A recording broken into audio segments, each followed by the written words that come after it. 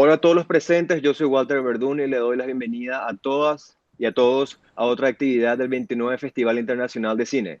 En esta oportunidad presentamos el conversatorio de cine documental, donde vamos a explorar más de cerca distintos films que son parte de nuestra programación. Quiero dar las gracias a todos los directores que nos están concediendo su tiempo para esta actividad y también agradecemos en nombre del Festival de Cine el apoyo de DocPI y a la Embajada Argentina y la Embajada de Italia. Ahora les presento al director y fundador del Festival de Cine, el señor Hugo Gamarra.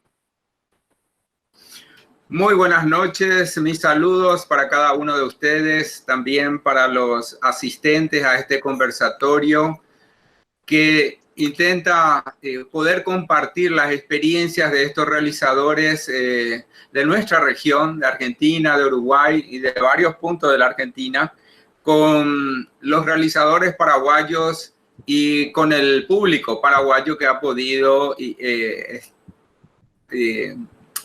acceder a estas películas que están en la programación del 29 Festival.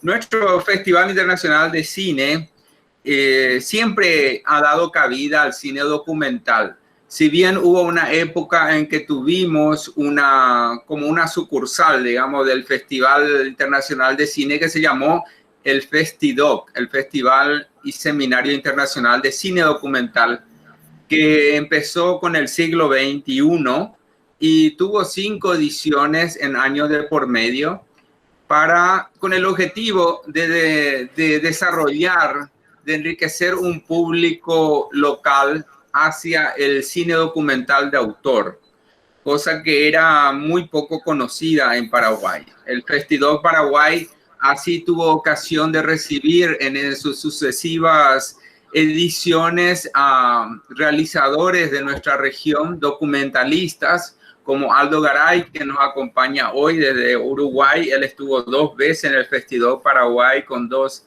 hermosas, valiosísimas obras documentales.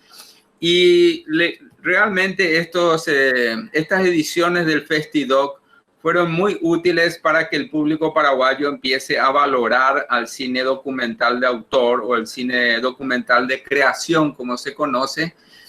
Entonces, estas ediciones habían arrancado con el apoyo de la entidad Jack Brinkman de Holanda, que nos permitió producir esas ediciones del festival. El Festidoc no se pudo mantener en el calendario de Asunción por motivos financieros estrictamente.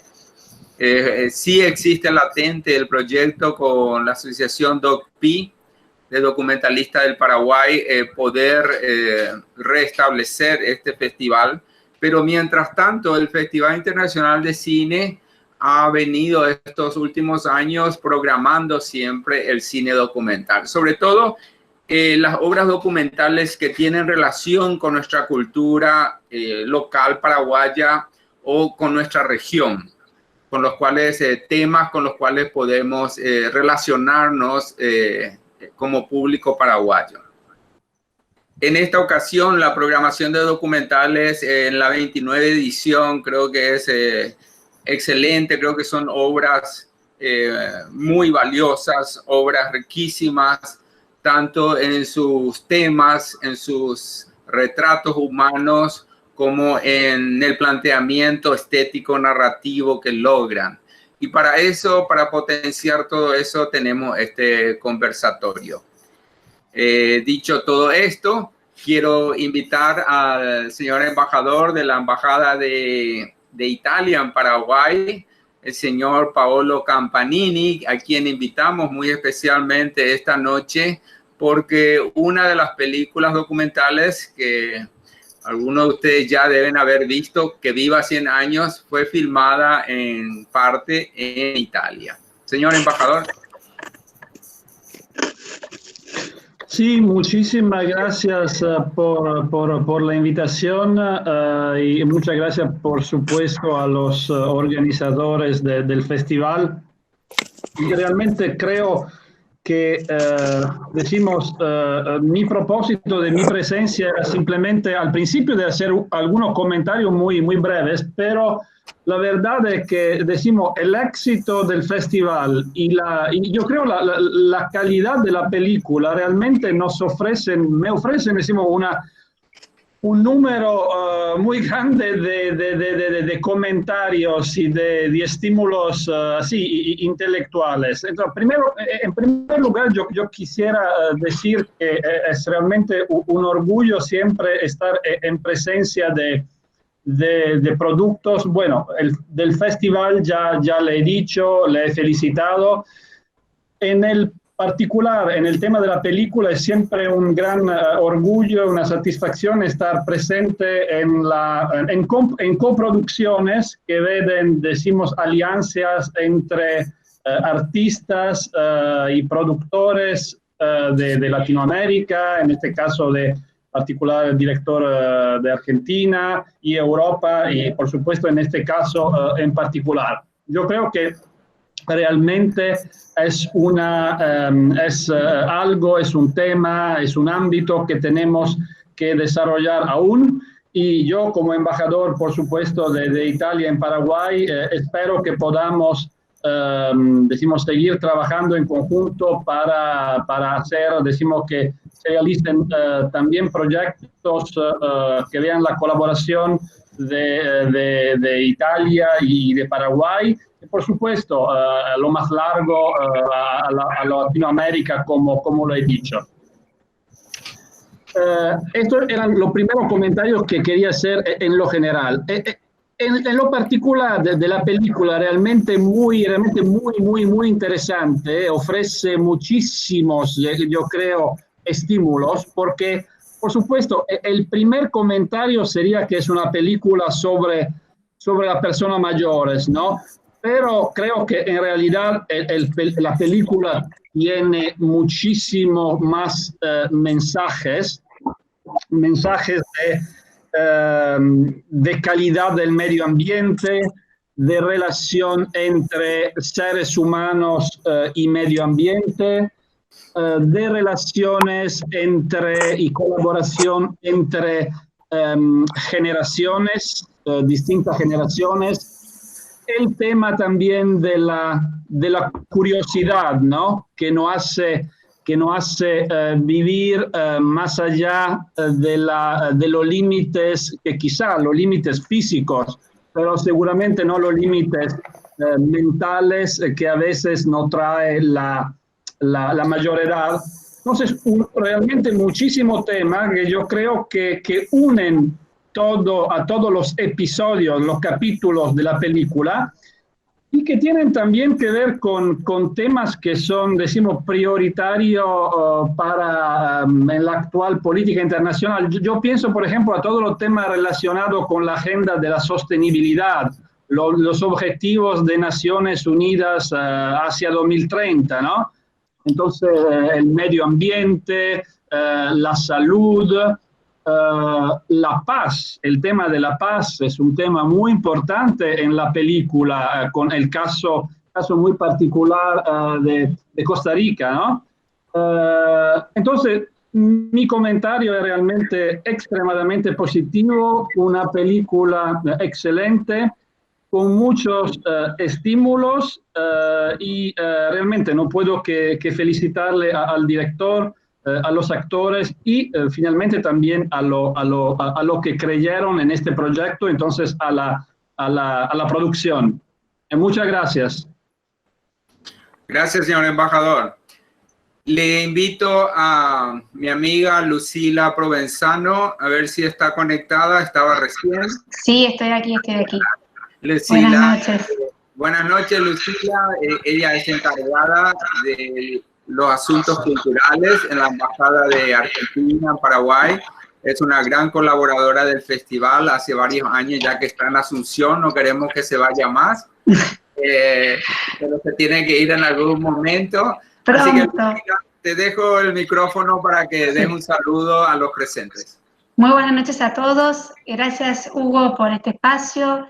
La verdad que bueno, estoy representando al embajador en este momento, que estamos con una celebración en paralelo. No sé si sabrán que ayer el chamamé fue reconocido por la UNESCO como Patrimonio Cultural de la Humanidad.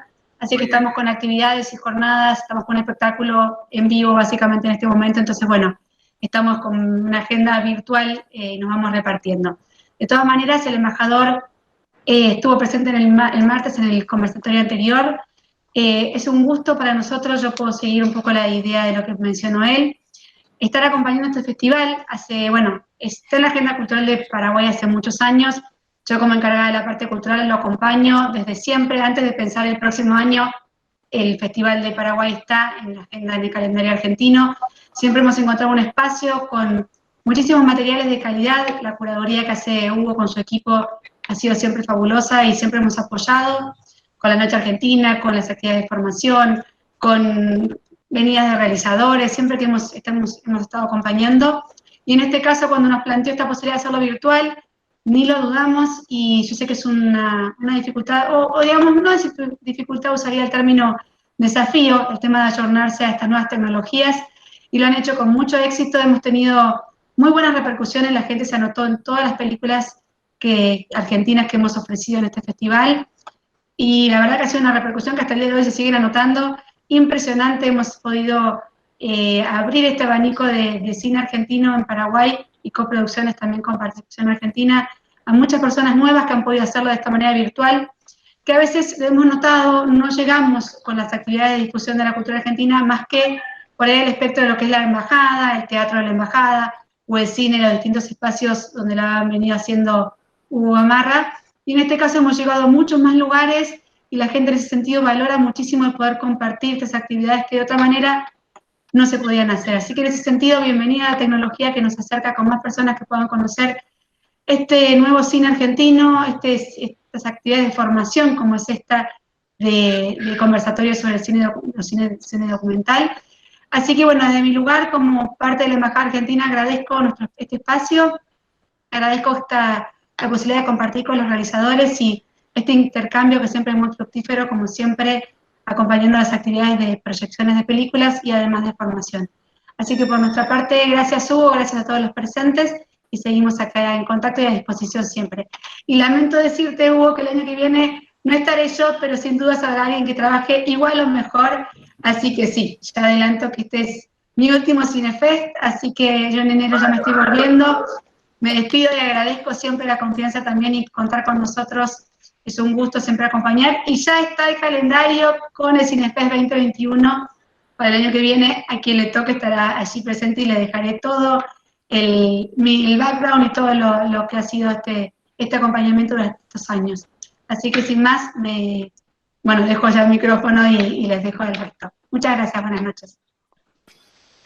Muchas gracias por tus palabras y por el apoyo que siempre nos da la Embajada Argentina a nuestro Festival de Cine. Antes de hacer una introducción más extensa de cada uno, voy a presentar a todos los que estamos presentes, valga la redundancia, a Nicolás Detri de Troperos, Víctor Cruz de Que Vivan 100 Años, Aldo Garay de Un Tal Eduardo y Federico Sosa de Contra Paraguay. Son los documentalistas que nos van a estar acompañando en esta actividad. Y también doy la bienvenida a Hugo Jiménez de DocPI. Muchas gracias, Hugo, por estar con nosotros esta noche también.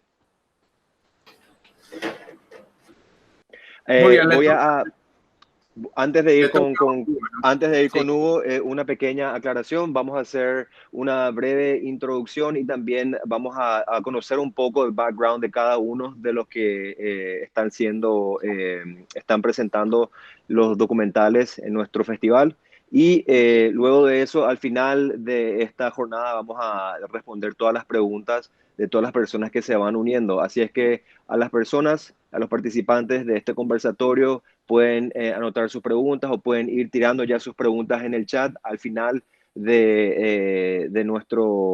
casi al final de nuestro conversatorio. Vamos a disparar estas preguntas a los documentalistas que están con nosotros. Ahora sí, Hugo, te paso la posta. Gracias. Hay dos Hugo, Walter. Estás en problema. Hugo Jiménez. Bueno, gracias. Disculpa, Hugo Jiménez. Perdón, me di cuenta por la reacción de mi tocayo que no sabía a quién les hablaba. Hugo Jiménez.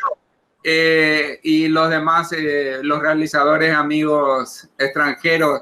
Aquí Hugo va a decir un poquito sobre cada uno de ustedes, le va a dar la oportunidad que hagan un saludo y luego vamos a ir al conversatorio propiamente. Adelante, tocayo. Bueno, ahí vamos. Estamos aquí con Víctor Cruz. Víctor Cruz, nacido en Buenos Aires, trabaja como mecánico, constructor y guardavidas. También estudia cine en la UBA, donde hoy se desempeña como profesor. Dirigió las películas La noche de las cámaras despiertas, El perseguidor y Boxing Club. Ha sido invitado a los festivales y mercados más importantes del mundo como Locarno, Berlín y Cannes. Leemos todo y después o vamos de a uno. Como quiera, Hugo. Bueno, vamos a leer todos, así ya avanzamos. También está con nosotros esta noche Nicolás Detri, que nace en Villa Langostura, Argentina. Luego se traslada a Buenos Aires para continuar sus estudios. Se gradúa de iluminador y camarógrafo cinematográfico en la Universidad del Cine. En el 2013 comenzó con la producción de su ópera prima Troperos, largometraje documental donde realizó dirección y dirección de fotografía, volviendo a la Patagonia para retratar el trabajo de los gauchos. Actualmente reside y trabaja en Villa Langostura. Aldo Garay también nos acompaña, ha dirigido 5 largometrajes documentales y también en ficción, La Espera, estrenada en el Festival de Cine de San Sebastián. Sus obras han merecido más de 30 premios internacionales, destacándose el Teddy Award del Festival de Cine de Berlín, el de Mejor Director en el Festival de Cine de Viña del Mar y el Premio Félix en el Festival de Cine de Río de Janeiro. También está Federico Sosa, egresado de la NERC, realiza seminarios de cine documental con Patricio Guzmán, también con Pablo Reyero, estudia dramaturgia con Mauricio Cartún, puesta en escena y dirección de actores con Rubén Schumacher, y realiza el taller de montaje de cine y estructura dramática con Miguel Pérez. Más adelante seguro se unirá a este conversatorio Carmen Guarini. Ella es antropóloga, profesora, directora de cine y productora de cine argentina, especializada en documentales antropológicos.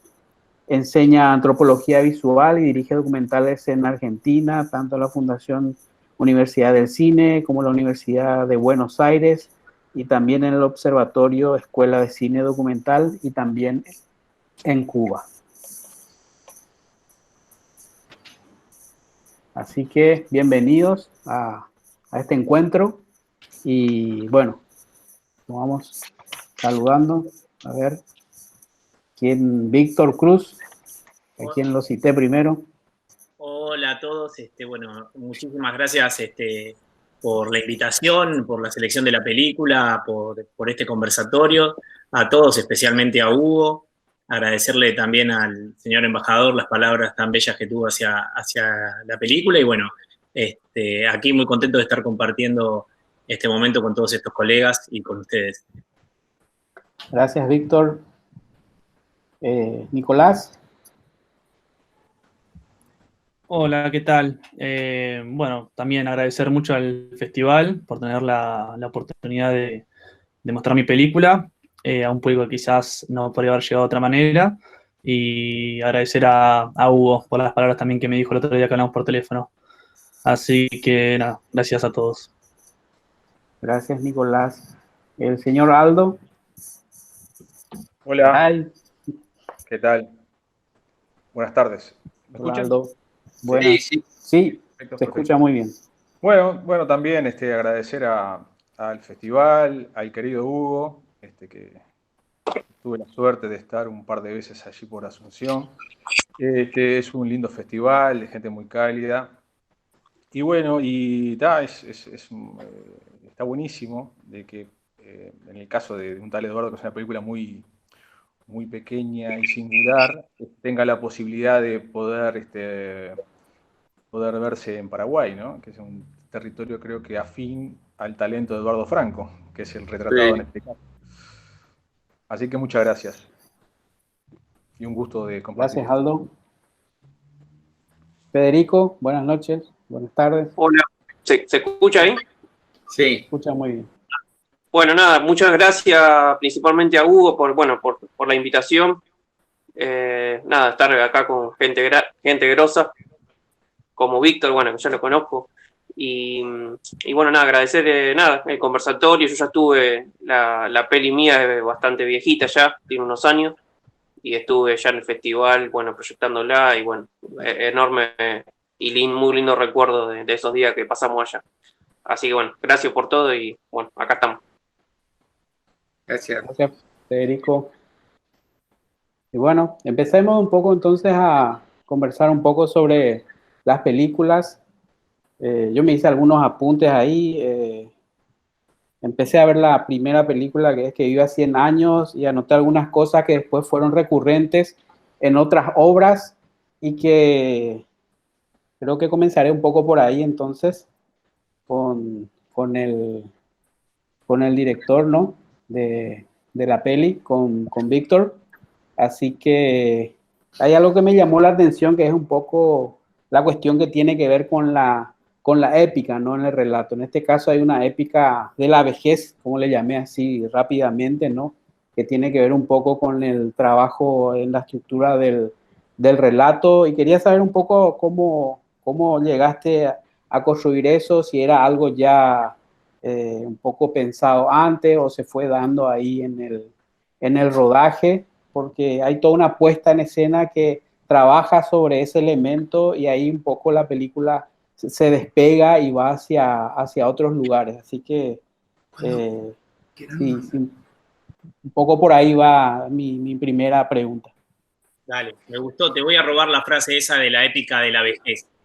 Me encantó porque no soy muy afín a lo épico, pero en este caso sí rumbió por ahí la película y tuvo que ver quizás porque, bueno, creo que esta cuestión heroica, épica, se asocia mucho más a otras edades y no a la de la vejez, ¿no? Digo, las personas mayores están normalmente asociadas a la enfermedad, a la muerte, a todas cosas que no tienen que ver con la pasión vital, ¿no? Y la verdad que mi experiencia con toda esta gente maravillosa que conocí en estos lugares, en Italia, en Costa Rica y en Japón, fue que tenían un interés tan grande por todos los que los rodeaba, por una pasión, ¿no? Por vivir cada día, que creo que ahí mi interpretación de esas vidas y de lo que y de su forma de mirarla, se relacionó mucho con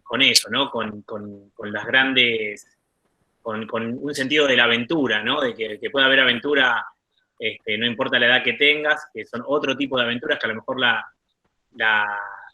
hazaña, la aventura es poder subirte a tu caballo cuando casi tenés 100 años, poder ir a visitar vecinos, o poder tener el coraje de declararle tu amor a alguien mucho más joven, ¿no? Entonces, todas esas cosas que yo viví, bueno, de algún modo creo que fueron yendo para ese lado. Y fue también algo que fui descubriendo mientras la hacía la película, ¿no? Algo que sucedió, nos llevó mucho tiempo realizarla. Empezamos, conocí a las primeras personas con intención de hacer la película en 2014 y la terminamos de filmar en 2017. Y cada año fuimos a un continente distinto, ¿no? Y bueno, fue un esfuerzo muy grande de producción, pero también la distancia nos obligaba mucho a no, por la forma en que yo trabajo, necesito compartir mucho tiempo con la gente y generar el vínculo, ¿no? Que es tan importante para los que hacemos documentales, esa relación de confianza mutua. Y en lugares tan distantes a veces hacía difícil, pero bueno, no nos resignamos a que eso no suceda, con lo cual a cada uno de los lugares fuimos una y hasta 2 veces antes de empezar a filmar, solamente para generar nuestra relación, ¿no? Y eso nos permitió poder compartir muy, muy, muy cercanos con muchos de ellos, que de otra manera hubiera sido imposible, ¿no? Por eso, la verdad que bueno, fue un esfuerzo muy grande en el que también ayudó mucho el hecho de de poder ir juntando voluntades a lo largo del camino, ¿no? Pero creo que de lo que decís, bueno, me da mucha alegría porque esta idea de aventura o de épica para mí estaba muy relacionada a algo que también yo fui descubriendo en ellos y que me pareció maravilloso, que es la posibilidad de soñar aunque tengas más de 100 años, ¿no? Esta idea que lo uno mucho a uno de los conceptos que trabaja la película, que es el concepto japonés de Ikigai, ¿no? Que significa esto de la razón por la que te levantás cada mañana, ¿no? La razón de vivir. Y yo veía esa fuerza, esa energía, y bueno, la forma en que después hacemos la interpretación fílmica de la película, la unimos a este formato de cuentos, ¿no? Esta cuestión de rebeldía también que tienen ellos y a esta puesta en escena que juega también con muchos momentos ficcionales, ¿no? Pero que trabaja algo que para mí era muy profundo, porque para mí era muy difícil pensar en cómo contar todos esos sueños que yo veía en ellos y cómo expresarlos de manera cinematográfica, ¿no? Entonces hubo mucho de un trabajo documental muy fuerte anterior a la filmación, en el que descubrimos un poco qué deudas tenían ellos pendientes, qué cosas eran las que querían seguir haciendo y quizás ya no podían, o cómo se imaginaban rebelarse contra alguna prohibición, o cómo había quizás un suceso inesperado que hacía que a los 90 y pico de años se transformen sus vidas, ¿no? Cómo se superaban la adversidad, bueno, una cantidad de cosas que bueno, y nos propusimos hacerla desde un lugar que tiene que ver quizás con las emociones, con la alegría, ¿no? Con poder relacionar la película con todo eso que no es lo más común con lo que se relaciona a esta edad. Antes de hacer mi pregunta, quisiera compartir con ustedes el tráiler de Que Viva 100 Años para aquellos que aún no han conocido la película o para aquellos que la conocemos, para que revivamos un poco esos ambientes, esas imágenes y esos entornos geográficos, como mencionaba el embajador, que hacen muy rica esta película. Aquí están viendo pantalla mía. Sí. Ok, gracias. Aquí está. Todas las cosas se le acaban a uno. La fuerza, el equilibrio, todo se le acaba. Pero no se le acaba las ganas de comer. Esa nadie.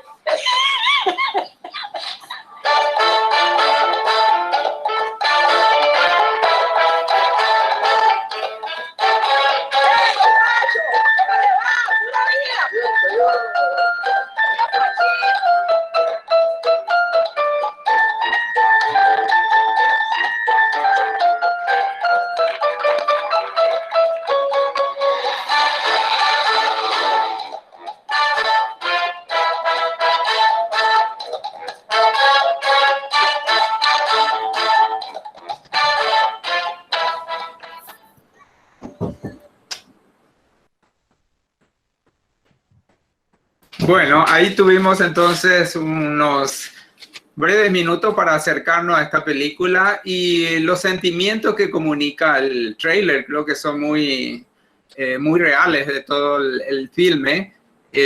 Hay unos momentos de ternura, de alegría y me gusta cómo también el tráiler logra atrapar estas imágenes que nos hablan del entorno de cada uno de los personajes, no solamente en el vestuario, sino ese escenario en el que vive, ¿verdad?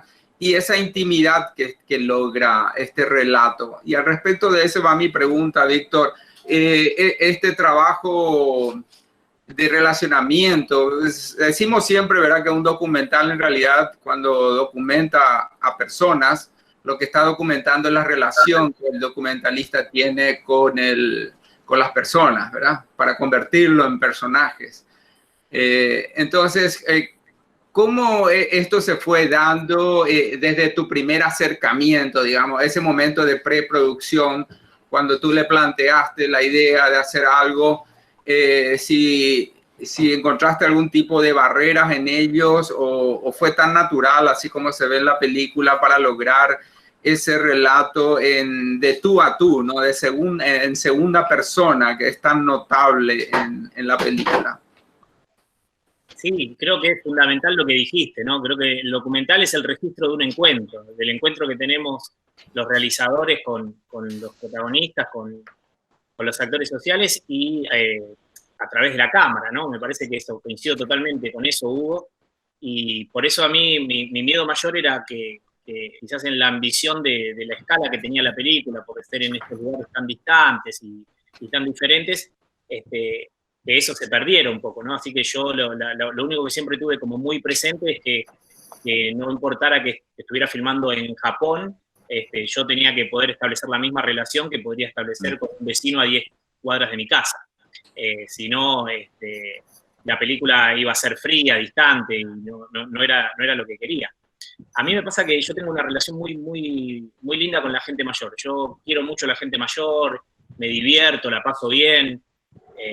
Tuve una relación muy linda con mi abuela, a la que tuve a mi cuidado, con la cual me entiendo muy bien. Creo que hasta tengo un alma vieja en ese sentido. Entonces enseguida me puedo conectar. Y la verdad es que lo que hicimos para poder sostener construir ese vínculo fue también, no solo compartir mucho tiempo y arrancar también por el lugar que culturalmente y geográficamente era más cercano a nuestro lugar, ¿no? Entonces el primer lugar al que fuimos fue a Costa Rica. En realidad fue la primera historia que conocí y a partir de eso la idea de hacer un documental, pero bueno, un lugar donde hablamos la misma lengua, donde compartimos una cultura, ¿no? Latinoamericana, digo. Entonces arrancamos por ahí y para mí siempre es ir, escuchar mucho, charlar, que me escuchen a mí, que me conozcan también, ¿no? Digo, soy una de las personas que no hago este activismo documental y solo voy y pregunto y saco cosas, sino que yo comparto, cuento para que vean que también del otro lado hay una persona, ¿no? De hecho, a veces me cuesta un poco, a veces los protagonistas no entienden por qué no sacamos la cámara rápidamente, ¿no? Y nos la pasamos charlando quizás los primeros días y hablando de otras cosas, y bueno, eso me parece que cuando al momento de sacar la cámara yo conozca muy bien o bastante bien a los protagonistas y que conozca también su entorno, sus acciones, y que pueda tener como mucha claridad de dónde puedo poner la cámara y de dónde puedo contar. En el caso, por ejemplo, de Italia, me puse a estudiar italiano para poder hablar yo y no tener que estar mediatizado, ¿no? Yo había aprendido algo de italiano hacía muchos años y bueno, volví a tomar clases y hice como un curso acelerado para poder entendernos, ¿no? O sea, el primer viaje fue necesité un poco de asistencia, pero después ya no. Y bueno, japonés no pude ponerme a aprender porque es muy difícil, tarda como 10 años por lo menos para balbucear. Y ahí estuve un poco, como la forma de comunicarnos era a través de la mirada, ¿no? Del lenguaje corporal. Durante el rodaje en Japón, la mayoría del tiempo no entendía qué se estaba hablando, ¿no? Básicamente pescaba alguna palabra, pero entendía que algo estaba sucediendo, ¿no? Y fue un laburo como muy intenso de todas las noches entender qué era lo que estaba pasando, cómo había sucedido, para dónde iba, para poder armar un poco la dramaturgia de la historia, ¿no?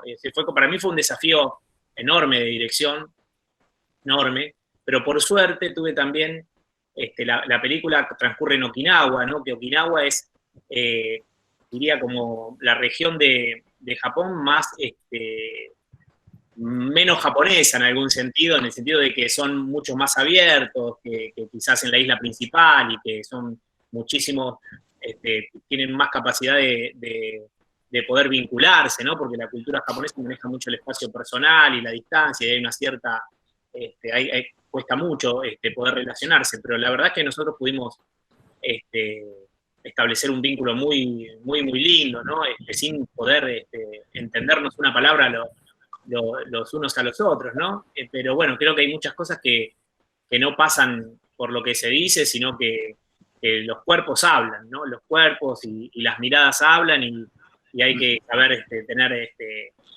paciencia y hay algo muy lindo que creo que también sucede, que es que cuando el otro entiende que uno lo está escuchando de verdad, que uno está en el lugar de verdad ahí, que quiere estar ahí, que quiere compartir ese tiempo, ¿no?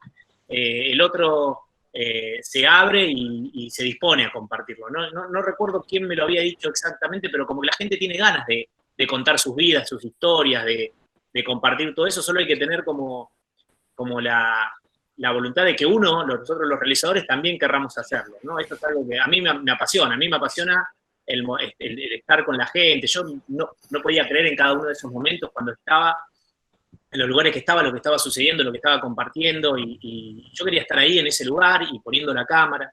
Por ejemplo, con Cerdeña para mí era un sueño conocer Cerdeña, porque yo desde muy chico, en uno de mis primeros trabajos, en una editorial, trabajaba repartiendo libros fotográficos sobre Cerdeña. Entonces yo había visto esas playas, la montaña, los animales, los pueblos, y lo tenía desde los 15 años, Cerdeña, como un lugar al que quería en algún momento, que nunca soñé con visitar, ¿no? Cuando existe la posibilidad o descubro que en Cerdeña es uno de estos lugares donde la gente vive muchísimo más que en el resto del mundo y existe la posibilidad de ir, para mí fue un sueño hecho realidad, era algo que yo deseaba. Entonces con la gente de cada uno de estos pueblitos, hice una relación fabulosa, ¿no? Me adoptaron, ¿no? A mí me habían dicho, no, cuidado porque los sardos son un poco cerrados en sus cosas, ¿no? O como que o te haces amigo o cuídate cómo te vas a relacionar, a tratar, y la verdad que me adoptaron, ¿no? Me han dicho cosas bellas, me han dicho, tú seis sardo, y que y hasta el día de hoy estoy hablando y me encanta todo lo que tiene que ver con la cultura de ellos, ¿no? Escucho el canto a tenor, versos en sardo, he visto Macbeth en sardo, digo, bueno, cosas que uno tiene ganas de estar ahí. Bueno, y cuando eso se da, la película pasa a ser algo que fluye, ¿no? Por lo menos esa es la forma en la que trato yo, de relacionarme en esta película, que además es una película que es festiva en algún punto, ¿no? Y que es una película, los documentalistas hacemos películas sobre cosas muy, muy duras muchas veces, muy complejas, sobre luchas, visibilizaciones de colectivos que sufren. Bueno, esta no es el caso, esta es una película que lo que queremos es una película celebratoria en un punto, ¿no? Yo siempre lo entendí así y no tuve dobleces con eso, ¿no? Fui a disfrutar de eso y a tratar de transmitir la misma alegría a los que la vean. Gracias, Víctor. Te congratulamos por el éxito, porque realmente es un documental tierno, encantador, que celebra la vida y nos permite a los que ya somos mayores, y creo que a los jóvenes también, a los adultos como a los jovencitos, nos permiten acercarnos a la ancianidad con una mirada diferente que muy poco se ha visto en el cine, ¿no? Se ve muchas veces como comedia, pero no en un sentido documental, ¿verdad? Entonces, ha sido un gran aporte el tuyo. Habrán otras preguntas en el siguiente segmento, donde abriremos a más preguntas, pero ahora vamos a ir a otro, perdón, a otro de los documentales. Propongo a mi tocayo que vayamos a Un tal Eduardo, de Aldo Garay. Aldo, aquí hay muchos fans de Eduardo Franco, te cuento, porque tal es así que cuando contamos a varios periodistas, gente de radio sobre todo, que estábamos con la película, nos hicieron unos testimonios que te vamos a mandar luego para que los escuches, los veas, unos testimonios apoyando que conozcan la película al público paraguayo.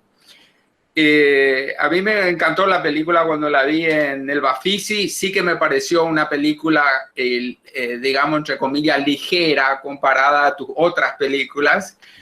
Pero algo que con tu lucidez de siempre como documentalista creo que logra muy bien comunicar es... yo comprendí en algún momento, allá por la mitad de la película, que lo que un tal Eduardo realmente estaba documentando era una ausencia. y una memoria, ¿verdad? Y entonces ahí va con el lema del festival nuestro, que es memorias, ilusiones y fantasías, ¿no? Lo que creo que un tal Eduardo documenta son los afectos de muchas personas, incluso de muchos continentes, de muchos países latinoamericanos volcados hacia esta persona, Eduardo Franco. Y mi pregunta es, ¿cuándo y cómo comprendiste de que ese era el tema del documental, el objetivo que te proponías narrar? Sí, es interesante.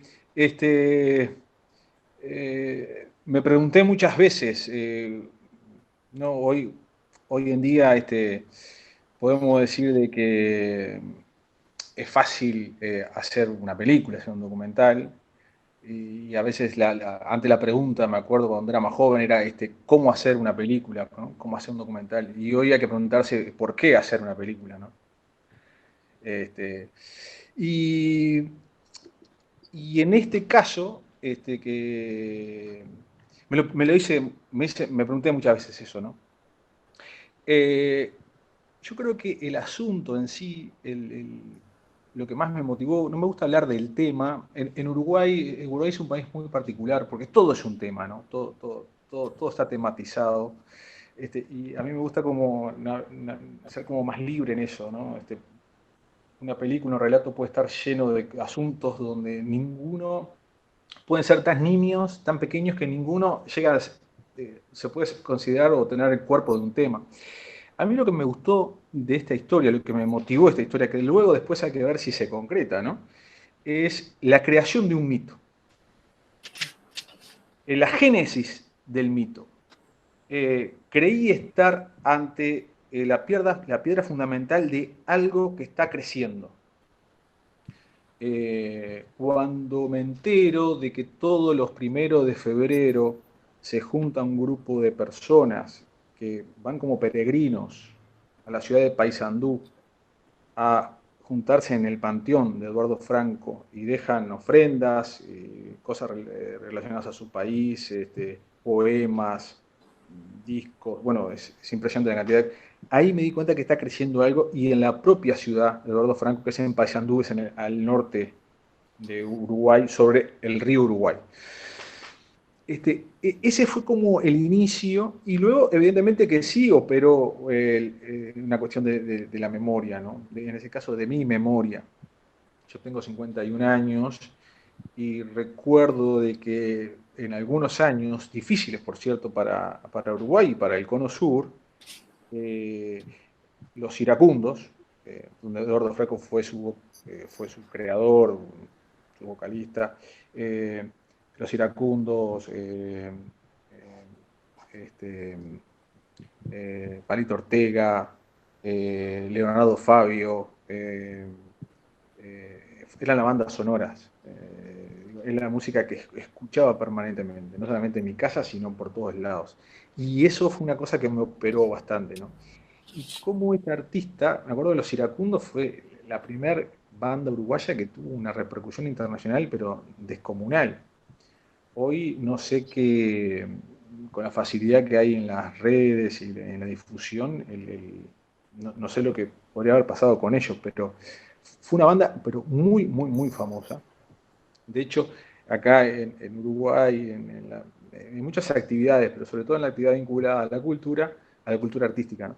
La gente que no vive en Montevideo, viene primero a Montevideo, y en Montevideo donde es la plataforma o el lugar donde... No, ellos fueron directamente de Paysandú a Buenos Aires, es una cosa muy, muy curiosa. Y esos fueron asuntos que los fui como macerando, juntando, y por ahí surge la motivación. En realidad, me gusta eso de que Eduardo Franco sea como una especie como de ángel fantasma, ¿no? Donde donde hay gente que lo venera, lo recuerda, vive con él, hasta tiene contactos hoy con él, se contactan a nivel telepático, digamos. Hay gente que vive, se motiva día a día antes de salir de su casa escuchando una canción con él, y en realidad en la película hay pocas huellas, o solamente huellas de su vida, ¿no? Me gustó más ese espíritu que esté como dando vueltas. Y en ese sentido sí comparto lo que decís, porque ha sido una pregunta recurrente y además creo que es pertinente eso de decir, che, Aldo, ¿qué pasó acá, no? ¿Por qué esta cosa como más, si quiere, más como de tono de comedia o más liviana? Y bueno, sí, me interesan muchas cosas, Y entre esas cosas que me interesan, esta cuestión de la cultura popular, el imaginario popular, los ídolos populares, y sobre todo los ídolos populares que no están muchas veces legitimados en lo que se entiende como la cultura seria, ¿no? Yo no sé cómo es en Paraguay o en Argentina, pero en Uruguay hay una cierta división entre lo que se considera alta cultura y baja cultura. Entonces, digamos que este género, que en Chile se le conoce como género cebolla, porque hace llorar a la gente, es el melódico, es como no son bien vistos por la alta cultura, digamos, ¿no? Son géneros menores y por lo tanto un poco despreciados. Tampoco la película entra en esta discusión, sí plantea diferentes tipos de sensibilidades, no es lo mismo Montevideo, pese a que Uruguay es el país más chico de Sudamérica. Y quizás hay una idea un poco equivocada desde el exterior sobre Uruguay, de que Uruguay es un país homogéneo, hegemónico, que somos todos iguales, que no hay casi diversidad, es como ese levemente, no tenemos grandes accidentes geográficos, un país plano. Somos pocos, pero sin embargo somos diferentes. El norte de Uruguay escucha, vive, tiene otra sensibilidad que el sur, que Montevideo. De hecho, bueno, yo el otro día pensaba cuando me invitaron a este conversatorio, claro, Paysandú está sobre el río Uruguay y hay una cultura fluvial del río que se ve de la otra orilla, como en el río Paraguay, como en todas las ciudades, como Rosario, como Santa Fe. Y ahí en esos lugares, es donde Eduardo Franco es tremendamente popular. Es como un autor y una sensibilidad como de tierra adentro, digamos, ¿no? Es sorprendente la popularidad que tiene, por ejemplo, en Ecuador, pero es sorprendente. Desde acá llama mucho la atención. Bueno, y ni hablar en Chile, ¿no? En Chile fue un prócer. De hecho, muchas agrupaciones como Los Ángeles Negros le solicitaban canciones a Eduardo Franco y además hacían covers de los iracundos, ¿no? Una cosa que me ha pasado, Hugo y compañeros ahí, que he recibido reproches, muchos reproches con esta película. Porque los fans de Eduardo Franco esperaban ver más una biografía de Eduardo Franco. Uh-huh. Y acá lo que se narra es, justamente creo que es esto, es la creación de un mito. Es un grupo de personas que dedican parte de su vida, no su vida, parte de su vida, a instalar el legado, la memoria y la obra de Eduardo Franco. Entonces, pero esperaban más como, bueno, ¿qué pasó cuando fue a Italia a grabar el disco? ¿Qué pasó en Buenos Aires? ¿Cómo era la relación con su música? Es un relato como mucho más, yo lo entiendo, mucho más narrativa Netflix, digamos, ¿no? Cosa que, bueno, creo que no me sale y no quise ir por ahí. Pero también busqué de corresponder, que la forma corresponda a esa idea de lo fantasmagórico, del espíritu de alguien que está como, que sigue viviendo en un grupo de personas y que esas personas a su vez le corresponden con este acto de amor, ¿no? Básicamente, digamos que esa fue como la premisa, la búsqueda. Y luego, todos sabemos, los que estamos en esto, que uno empieza un camino y luego las cosas se van corriendo o terminan en otra, ¿no? A mí me parece que, claro, hacer un documental, y sobre todo en esto donde insisto, no hay una cuestión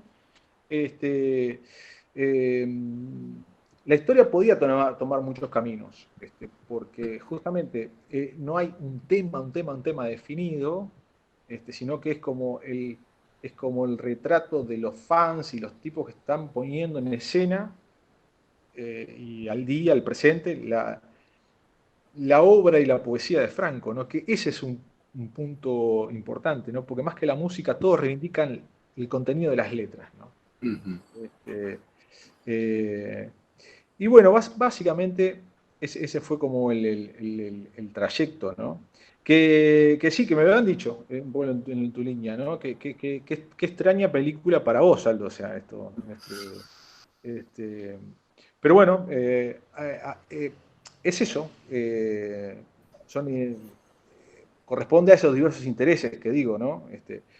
Acá en Uruguay hice protección a alguna cosa que tuvo como mucha, eso sí, fue como muy abierto, más popular. Tiene otro tipo de narrativa, es mucho más televisión, que dice como la historia de la música tropical uruguaya, que es un género muy, muy, muy popular y muy consumido en Uruguay, que también me interesa de muchos aspectos.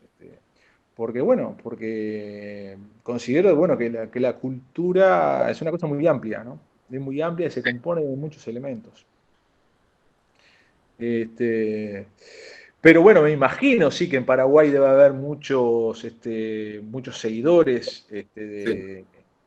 muchos seguidores de Franco, de los iracundos, luego de los sucesivos iracundos, que esa es otra historia que hubiese sido maravillosa, porque una vez que muere Eduardo Franco, se dividieron los iracundos como en 8 partes, ¿no? Pero calaron muy hondo y están en el imaginario de muchas personas. Mi tocayo creo que tiene una pregunta también para ti. Sí, un poco va en esas cosas que fui atando también en las conexiones. Y bueno, está la cuestión de lo fantasmagórico, es justamente lo que me anoté, ¿no? ¿Verdad? Esa épica del fantasma, ya que estábamos con la épica, ¿no? Y bueno, yo creo que yo no creo que sea ligero también el documental. Ahí voy a poner un poco mi opinión, porque justamente, o sea, tenés un gran personaje, tenés un montón de archivos, podría ser muy fácil eso, y acá es donde entra un poco la cuestión de la otra película, la puede hacer cualquiera, y cuando hablamos de una cuestión más autoral, bueno, hay algo que opera desde el autor para generar otra cosa o para querer decir, no, bueno, yo quiero mirar de esta manera a esto, ¿no? Y hay un momento clave para mí que es un poco cuando van en la camioneta con el busto, y donde yo digo, bueno, aquí está la épica del fantasma, ¿no? Y un poco preguntarte eso, ¿en qué momento de la narrativa, si bien parece que ya tenías la idea de lo del mito que te rondaba, cómo fue a la hora de... ¿Eso ya estaba en el rodaje propiamente o también dentro de la etapa de montaje se fue dando afianzando esa hipótesis a lo mejor que ya tenías, ¿no? Porque son como desfiles de personajes también muy pintorescos, a los Morris, ¿no? A los Herzog también ahí que también generan tensión porque cada uno tiene también su propia película. Exacto. Sí, no, digamos que esta idea de transitar como la construcción del mito siempre estuvo, ¿no? Lo que nunca tenés claro hasta dónde puede llegar a dar esto, sobre todo porque, bueno, en la película hay 8 personajes, pero podrían ser muchos más. Y bueno, y el asunto fue como en el recorte y ver cómo se articulaban estas 8 historias, que todo confluyera justamente al retrato de este ángel o fantasma, ¿no? que los miraba a todos. Es evidente que en el montaje se fueron descubriendo cosas. Yo creo que es un documental que está construido de pequeñas cosas. O sea, no hay como grandes acontecimientos. Sí puede ser, porque a nivel iconográfico es muy potente la construcción del retrato de la estatua, la concreción de la estatua de Eduardo Franco, donde ahí tenemos por un lado cómo se representa la obra y por otro lado todo lo que le carga esa obra el artista, ¿no? El escultor. que también que tiene una visión sobre Franco y sobre otros personajes históricos muy de artista, ¿no? También muy personal. Porque lo mismo, también a Chávez le da, a Hugo Chávez, aunque pueda parecer muy loco, porque el que no ve esto está escuchando, si cómo se mete Hugo Chávez acá, bueno, entra. Porque eso me parece que es genial, porque uno tiene que estar como atento a eso. Sí, son mundos compatibles. O sea, sí, es válido. Y sobre todo en la cabeza de un creador, un tipo que hace estatuas, y Chávez vive, y también vive. Y bueno, y me parece que no hay que tener miedo como en ser libre, en definitiva, ¿no? O sea, traté de acompañar la libertad de la gente que cree, incluso que vive en otra dimensión, digamos, ¿no? No juzgar eso, sino en realidad entrar en eso, entrar en esa frecuencia, ¿no? Porque acá lo que estamos hablando, porque de última estamos hablando de un creador que dejó cosas. Y creo que los creadores dejan una energía, dejan todos, ¿no? Pero el creador que crea una letra, hace una canción, deja una energía, deja algo. Y eso es lo maravilloso que tiene eso, ¿no? Que hoy Eduardo Franco murió en el 89 a los 42 años, 43 años, hace 30 años, y sigue generando cosas. Y creo que eso va por ahí, es como el juego. Cuando traté de como ser una especie como de medium también en ese sub y baja de emociones, ¿no? Porque sí creo que es muy emocional. Por un momento yo decía, bueno, esto es un retrato emocional de Franco, no de su vida, no de su trayectoria, sino de lo que él desprendió y dejó, ¿no? Con estas canciones que uno las escucha, claro, les escribió al amor, a la mujer, al desamor. Ese es su eje, ¿no? Es un creador melódico. Y eso a mí me conmueve, la gente que se conmueve con eso. O sea, me parece que está buenísimo. Y yo creo que sí, que los primeros 40 minutos, la figura de Eduardo es fantasmagórica, ¿no? Incluso, acá me lo decían un par de compañeros uruguayos, me decían, che, cuando escuchamos algo que estabas haciendo algo de un tal Eduardo, pensábamos que eso también tiene que ver un poco con Eduardo Mateo, que es otro músico, Eduardo Galeano, Eduardo Arnoyanz, muchos Eduardos, pero nunca este Eduardo, ¿no? Y los 40 minutos iniciales creo que son claves porque dan esa sensación, no sabes bien, es un cementerio, hay un diácono que hace un llamado a Los Ángeles, bueno, se transita por esa frecuencia.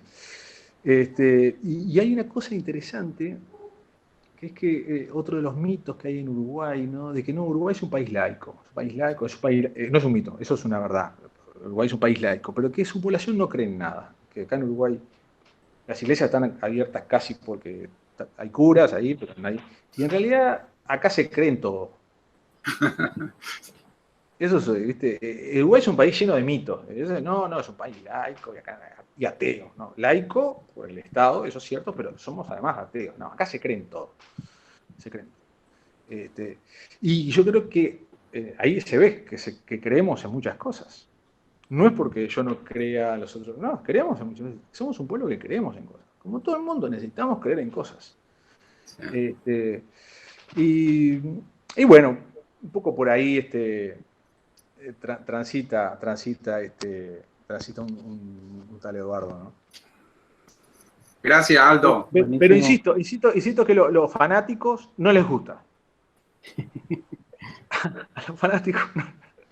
Sí, porque está instalado en otra clave, está instalado en otro lugar, claro. O sea, entonces es complejo a veces, pero necesario también para de repente encontrar otra mirada.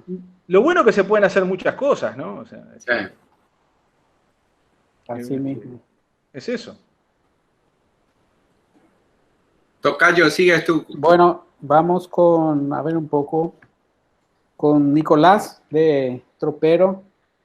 Estábamos abriendo un poco hablando con lo de 100 años, ¿verdad? De que huye un poco de la clásica mirada también a la vejez, que a lo mejor podría ser más contemplativa, pero en el caso de Troperos tenemos un poco eso, ¿no?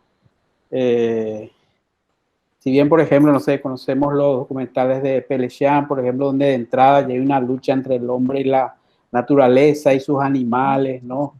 Acá hay una cuestión también de una apuesta que yo creo que está a lo mejor dado por el paisaje, por el lugar, ¿no? Que nos instala en un poco observar esa transición por las estaciones, ¿no? En el trabajo de los troperos, ¿no?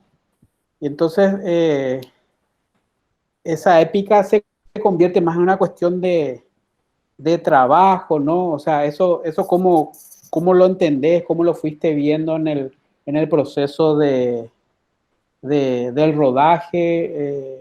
¿Era algo que querías abordarlo ya de esa manera? ¿O cómo fue un poco la exploración y el acercamiento al tema de los troperos, Nicolás?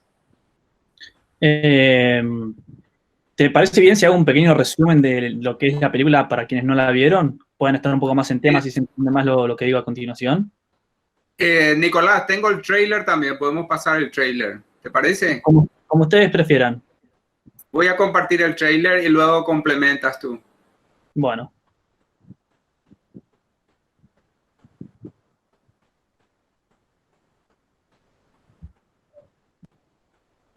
¿Todos ven mi pantalla?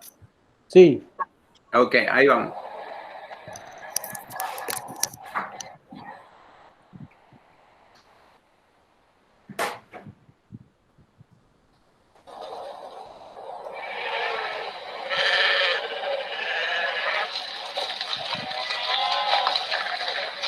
La juventud no viene al campo, cambió mucho. Un hijo de patrón, un pariente, un tal se quedaba en el campo. Ahora no, ya no se queda.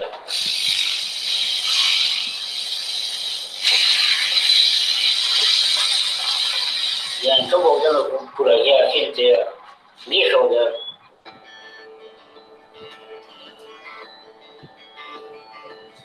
Muchas personas no les gusta hacer eso.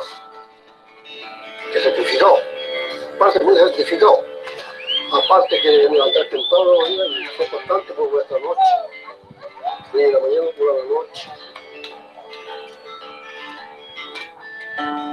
El primer año difícil fue cuando estaba aprendiendo, así que te dan ganas de ir a la mierda y no parece una puta vida, hermanito. Si la arena está chiquita, claro, no atrae cualquier pendejo. No se lo iba a nadie. Eso es lo que más le gusta aprender.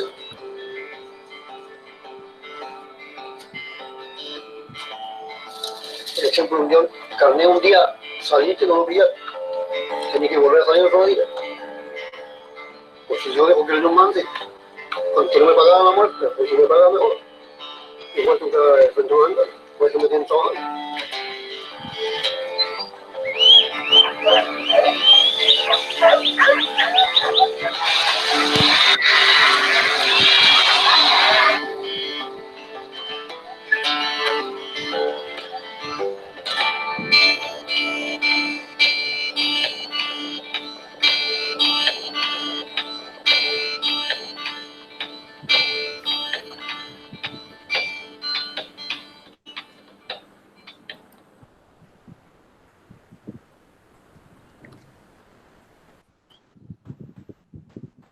Bueno, para responderte a tu pregunta, Hugo, en cuanto a si fue desde un principio planteado el hecho de tratar de no interferir mucho en lo que era la vida de ellos, supongo, ¿no? Me estás medio preguntando, como que es una mirada, o en realidad sí, que intenta ser transparente, por así decirlo.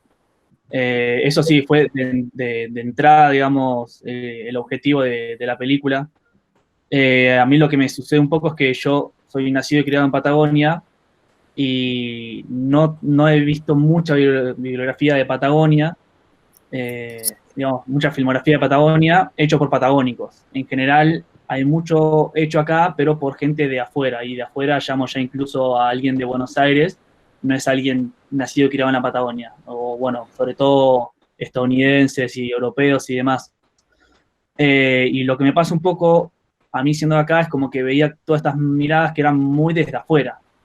Y yo cuando empecé con este proyecto, y bueno, lo que me pasó a mí es que no sabía nada acerca del proyecto, no sabía nada acerca del campo, ni de gauchos, ni de nada. Me empecé a interiorizar y dije, no, yo si hago esto, o sea, ya es increíble de cómo es de por sí, entonces no quiero yo interferir, porque me parece mucho más justo, digamos, para lo que es el lugar y la zona y estas personas, retratarlo sin alterarlo.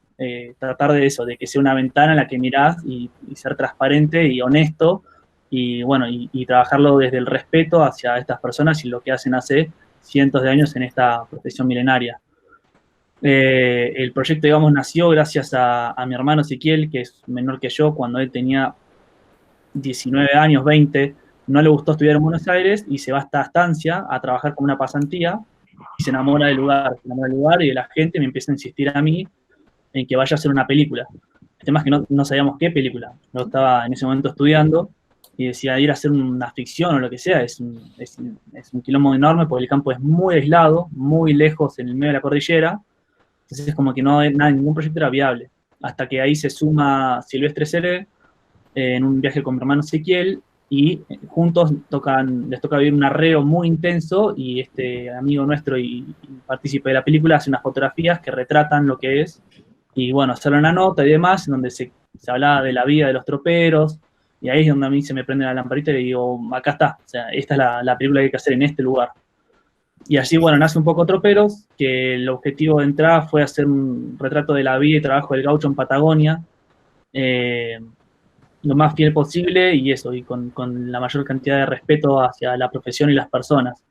Después, bueno, para estructurar la película fue muy curioso, porque yo empecé a filmar sin nunca haber ido al lugar, por lo cual tuve que armar un guión o una estructura basándome en los relatos de mi cuñado, que es quien trabaja en esa estancia, de mi hermano Ezequiel, bueno, de Silvestre, y yo haciendo investigaciones.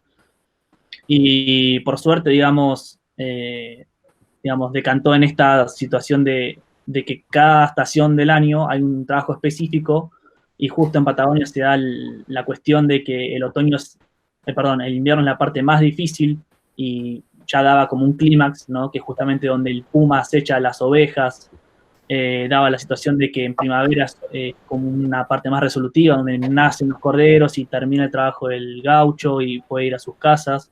Entonces como que, nada, era difícil en su momento, pero siempre estuvo ahí la estructura narrativa que para mí mejor funcionaba. Por lo cual es eso, es como que siempre traté de trabajar la narrativa de forma más orgánica posible, y bueno, y de respetar los tiempos del lugar. Gracias, Nicolás. Como yo escribí el texto de presentación en el catálogo del festival, y en el segundo párrafo empecé diciendo, observar a la gente trabajar es uno de los grandes atractivos y placeres que ofrece la cinematografía. Cuando el trabajo se realiza en contacto con animales y elementos de la naturaleza, el placer es aún mayor. Y esto creo que es algo que nos ha enseñado el cine, ¿no? El cine desde el más antiguo. El placer que nos da mirar a la gente trabajar. Y cuando está envuelta la naturaleza, hay una energía, una atracción, una fascinación aún mucho más poderosa.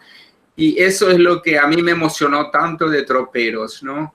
De poder estar contemplar esa naturaleza y esos hombres trabajando en las diferentes estaciones, en los ciclos de la vida, digamos, ¿verdad? Donde vemos la vegetación, contemplamos los animales y los seres humanos cumpliendo ciclos. Y para mí como ciudadano, pero también yo viví en mi infancia con troperos, cabalgué, hice rodeos con vacunos. Esta es una película que me emocionó hasta las lágrimas. Realmente me hizo revivir todo eso que había vivido en mi infancia y que nunca me abandonó. Siempre he tenido la ilusión de alguna vez hacer una película también, y tú me diste esta película, así que te estoy en lo personal muy agradecido. Una de las cosas que sí creo que lo logra muy bien Troperos es esta narración en tercera persona, ¿verdad? Esto que has mantenido, este distanciamiento, cómo has evitado caer en el reportaje televisivo, ¿no? Y por ejemplo, me doy cuenta cómo los testimonios de los troperos están puestos en off, ¿no? No están puestos en cámara para evitar esa interacción directa con la cámara o con el narrador, ¿verdad? Entonces, creo que esto es algo que lo trabajaste muy bien, y te pregunto si cómo venciste esa tentación de registrar la relación, ¿verdad? Esto que hablábamos antes, ¿no? Porque habrás convivido mucho tiempo con esta gente, yendo y viniendo durante un año, y en las diferentes estaciones. Entonces, ¿cómo evitar ese distanciamiento? Bueno, mira, en principio evitar el distanciamiento no era muy difícil porque son gente que no están para nada acostumbradas a personas, entonces lo difícil fue intentar empezar a tener como una conexión o, viste, fue, digamos, mucho tiempo. De hecho, fueron 2 años. Fueron 6 meses en los que estuvimos viviendo en el campo con ellos, repartidos en 2 años, porque tuvimos que ir en cada una de las estaciones, y si había algo que fallaba o algo que no lográbamos capturar, tenemos que volver al año siguiente a buscarlo. Y al principio la relación era dura en el sentido de que obviamente no nos conocían y no confiaban mucho. Yo tuve la suerte de que mi hermano Ezequiel haya ido primero y haya empezado a trabajar con ellos, porque no es que fue simplemente como un observador o como un turista, sino que fue justamente a hacer una pasantía laboral y trabajar en el campo, y él me dio el pie a mí a entrar y empezar a conocernos. De ahí fueron muchos meses de poder estar ahí hasta poder tener una relación. O sea, para ellos nosotros éramos los turistas, que íbamos a sacar fotos, básicamente, como si fuésemos japoneses de tour. La diferencia es que nosotros en ciertos momentos sí trabajamos, porque el campo, bueno, como narra un poco la película, se está quedando sin gente. Entonces siempre hace falta una mano, y hay veces que yo no podía filmar porque tenía que dejar la cámara al costado y ir a ayudar. Y cuando empezaron a ver eso, cuando empezaron a ver que nosotros los acompañamos en el arreo y estábamos abajo de la nevada y dormíamos en la intemperie, ahí nos empezamos a ganar un lugar y un respeto entre ellos que nos dio acceso a poder ir un poquito más lejos. De hecho, en un principio nunca estuvo planteado hacer ningún tipo de entrevista, hacer 100% de observación, porque ya me había adelantado a mi hermano y mi cuñado. Ellos no van a hablar así, no van a darte una entrevista de nada. Y de hecho, lo último que hicimos fue las entrevistas, y fueron obviamente en off, porque yo no quería poner una cámara, porque no quería intimidarlos más que nada, y porque sabía que también no era así de usar. O sea, me parecía mucho más rico ver imágenes y escuchar relatos que no tengan que ver con las imágenes, porque justamente lo que nos pasaba es que cuando estábamos compartiendo fogones o, viste, un mate y demás, nos contaban cosas que para ellos era totalmente cotidiano. O sea, a mi hermano lo atacó un puma, casi lo mata, cosa de todos los días, y nosotros como, ok. Y entonces, como esos relatos que para ellos eran tan cotidianos y para nosotros eran tan fascinantes porque nunca la escuchaste, dijimos, bueno, va a haber que incluirlos de alguna manera.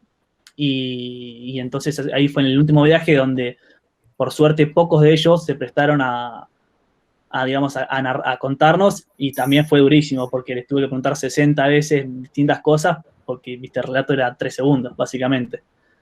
Entonces, nada, fue todo un trabajo lograr esos registros que me parecían importantes, justamente por eso, por la riqueza que contaban esas historias que no las vas a quizás escuchar en ningún lado.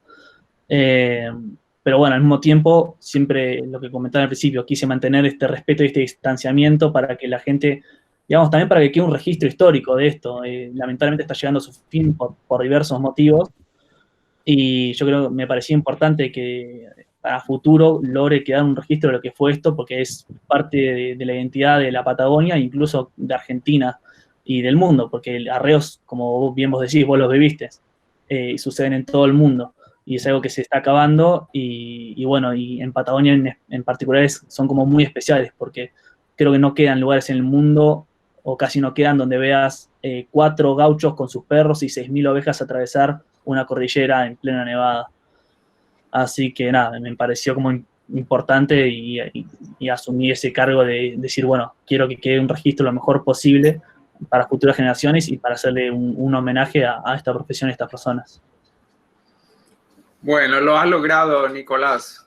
Felicitaciones, muchísimas gracias.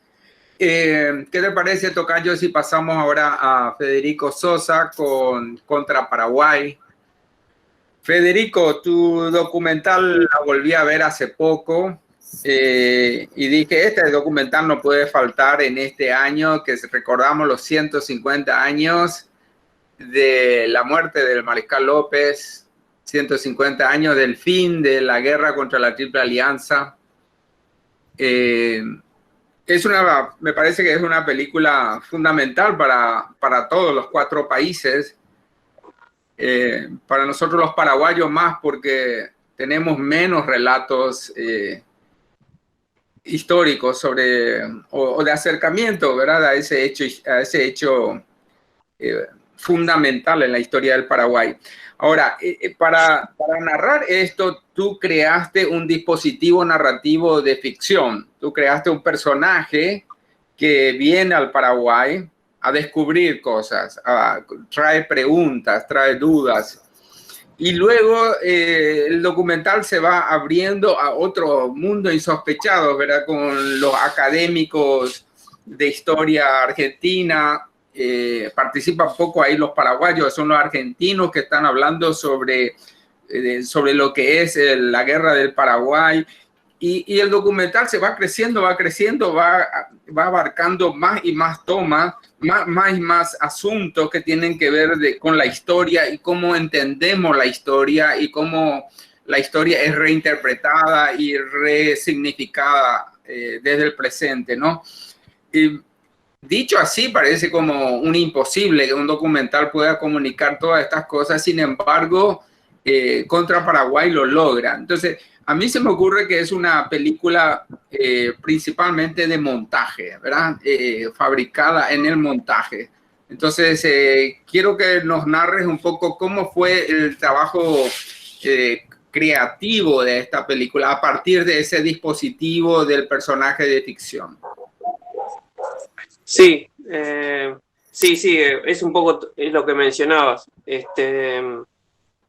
En realidad el trabajo primero fue, o sea, yo como que quería contar lo que había pasado en la guerra del Paraguay, lo que había pasado desde el punto de vista argentino, ¿no? El escenario, o sea, los escenarios de los conflictos y cómo estaban los 4 países, digamos, involucrados.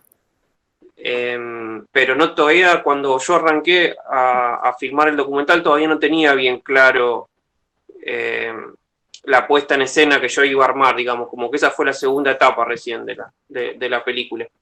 Yo en principio era como, bueno, en principio fue como investigar, o sea, a mí siempre me gusta la historia, digamos, y me la paso leyendo historia, sobre todo para tratar de entender bueno, el país en el que vivo, digamos, ¿no? Y bueno, y un poco más abarcativo al continente, a Latinoamérica, digamos, ¿no?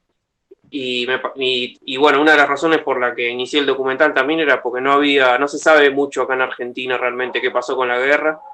En las escuelas, muy poco se enseñaba, digamos, y tampoco había documentales que hablaran sobre el tema. Lo cual, bueno, esto fue un poco también lo que dije, bueno, hay que hacer, este tema se merece una película, digamos. Y bueno, y el punto de vista sí iba a ser argentino, pues bueno, porque yo soy argentino, digamos, ¿no? Más allá de que implicaba en gran parte la historia del Paraguay, que bueno, que fue trágica, digamos. También fue trágica en Argentina, digamos, porque bueno, los procesos históricos están todos unidos. Lo que pasa es que se conoce poco acá. O sea, antes de la guerra del Paraguay, acá hubo una guerra civil donde mataron a miles y miles de gauchos en el interior, que tampoco te lo enseñan mucho en las escuelas ni en las facultades, digamos, ¿no? Y bueno, y después todo ese proceso, digamos, que triunfó el modelo agroexportador, termina con la masacre en el Paraguay. Pero bueno, yo principalmente yo quería interiorizarme más, o sea, obviamente yo ya tenía una postura tomada sobre lo que había sucedido, yo ya había leído historiadores argentinos, digamos, pero quería saber más, obviamente. Entonces, bueno, el primer viaje a Paraguay fue entrevistar a historiadores y traer bibliografía y demás, digamos, ¿no?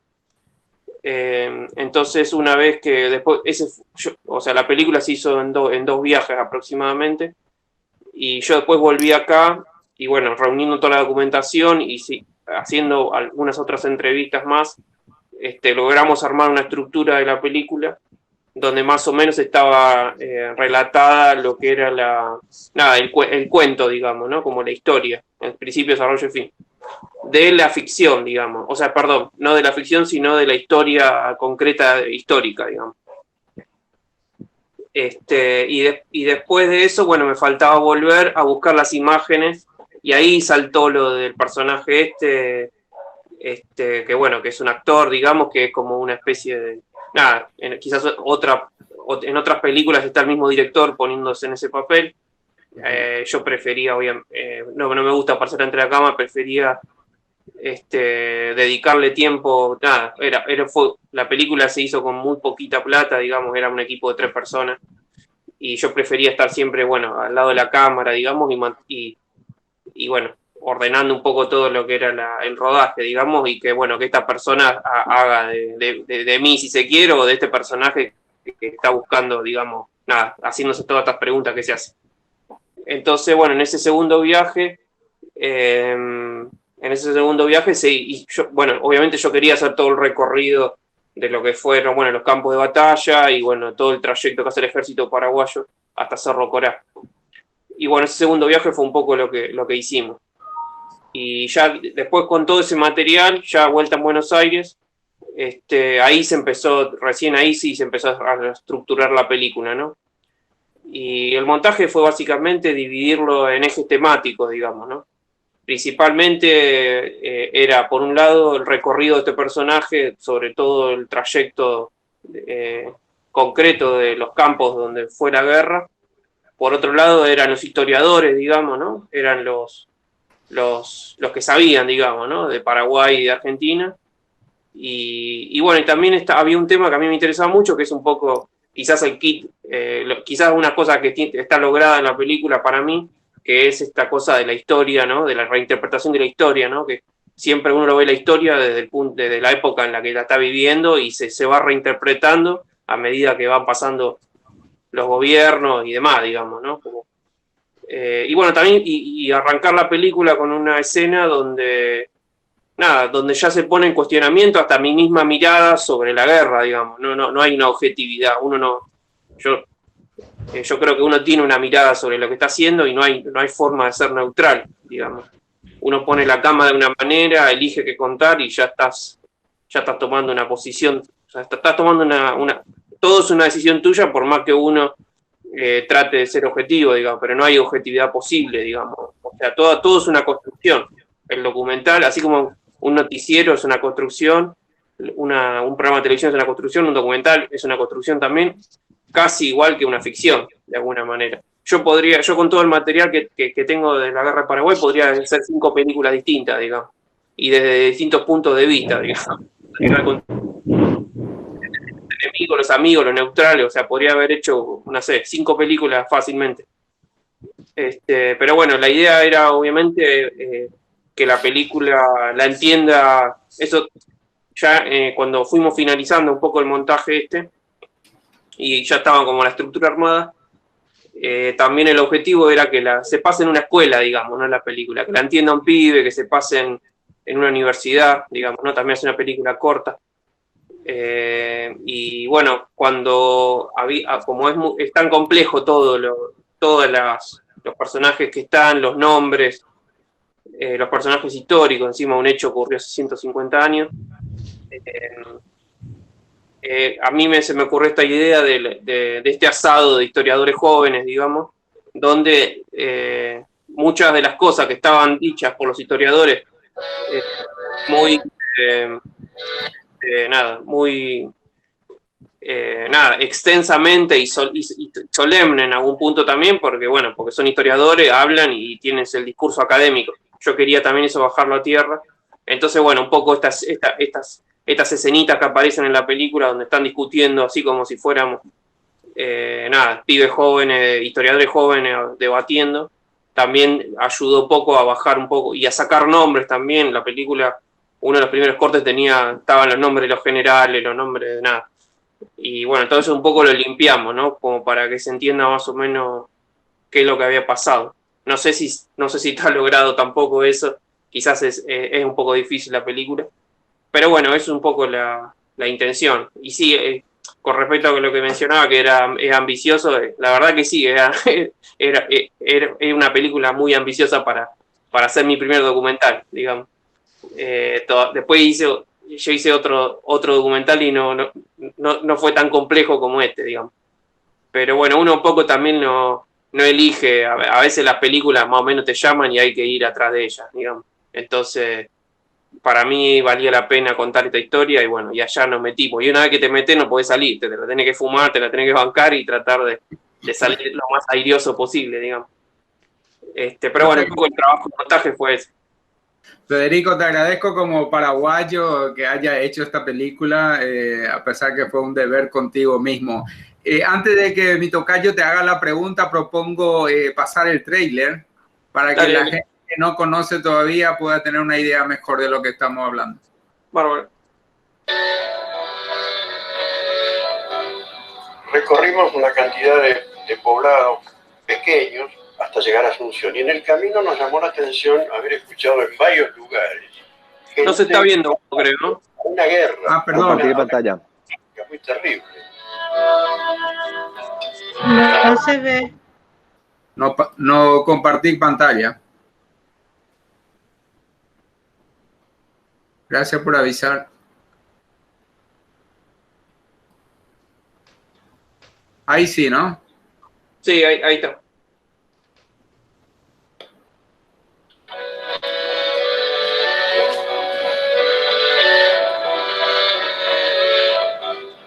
Recorrimos una cantidad de poblados pequeños hasta llegar a Asunción. Y en el camino nos llamó la atención haber escuchado en varios lugares gente cantando a una guerra, a una cosa muy trágica, muy terrible.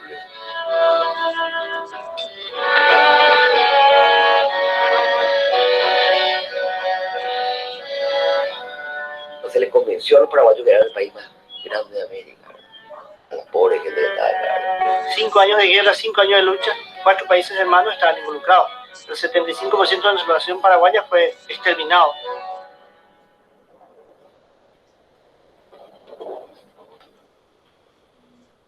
La verdad histórica no sabemos si eso es algo accesible. Yo pienso que no. Gran parte de la historia se funda en documentos, pero hay otra parte que es la interpretación de los mismos.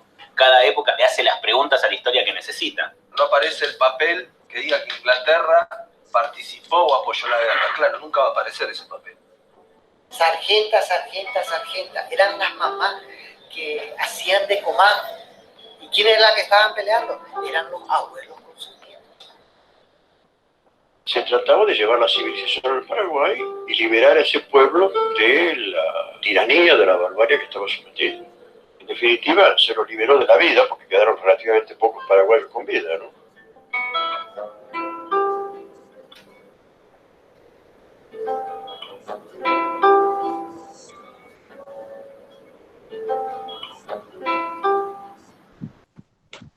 Ahí está. ¿Tocayo?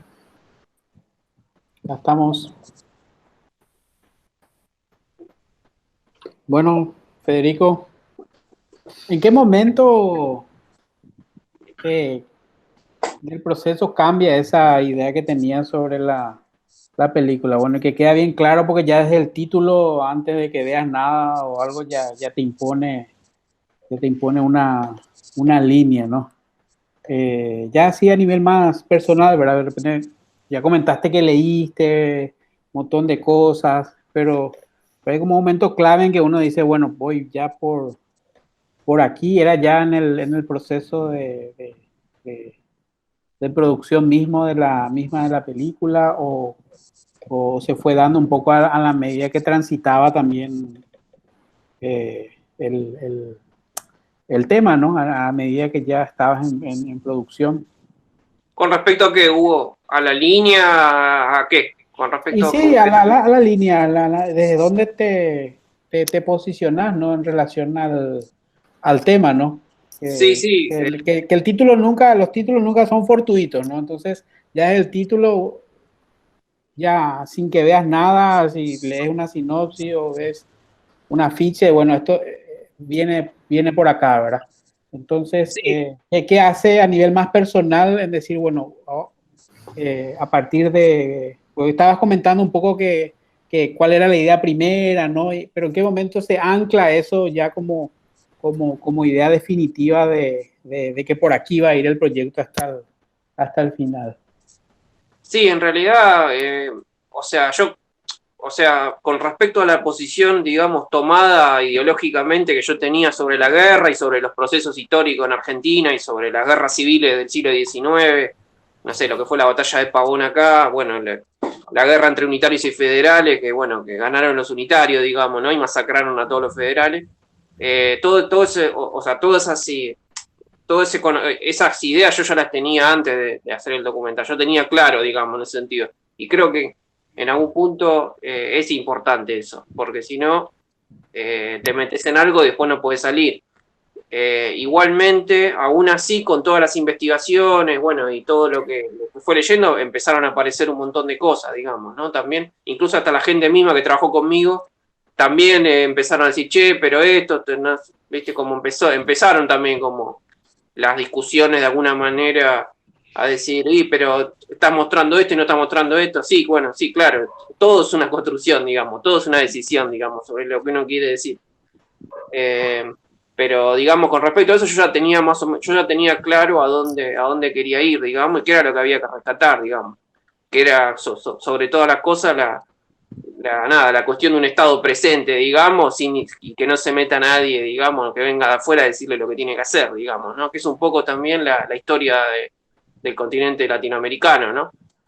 Primero tuvieron los españoles, después tuvieron los ingleses, después tuvieron los yanquis, digamos, ¿no? Como que se va repitiendo toda esa cuestión, esa cosa de semicolonia, digamos, ¿no? Que hasta el día de hoy persiste, digamos, ¿no? Con cuestiones ya pseudo-democráticas, con elecciones, con presidente, pero los poderes fácticos siguen, nada, la embajada de Estados Unidos y toda esa gente sigue estando ahí, digamos, marcando el rumbo de muchos de los países latinoamericanos, ¿no?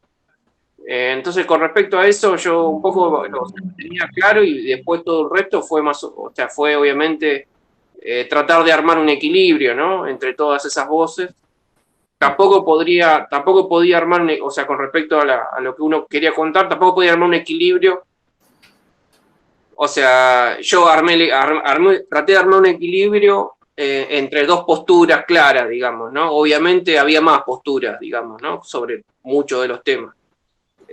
Pero bueno, obviamente al hacer una película muy compleja y también al uno no poder tener presupuesto para viajar a Brasil, para viajar a Uruguay, para entrevistar más gente, o sea, éramos tres gatos locos haciendo la película esta.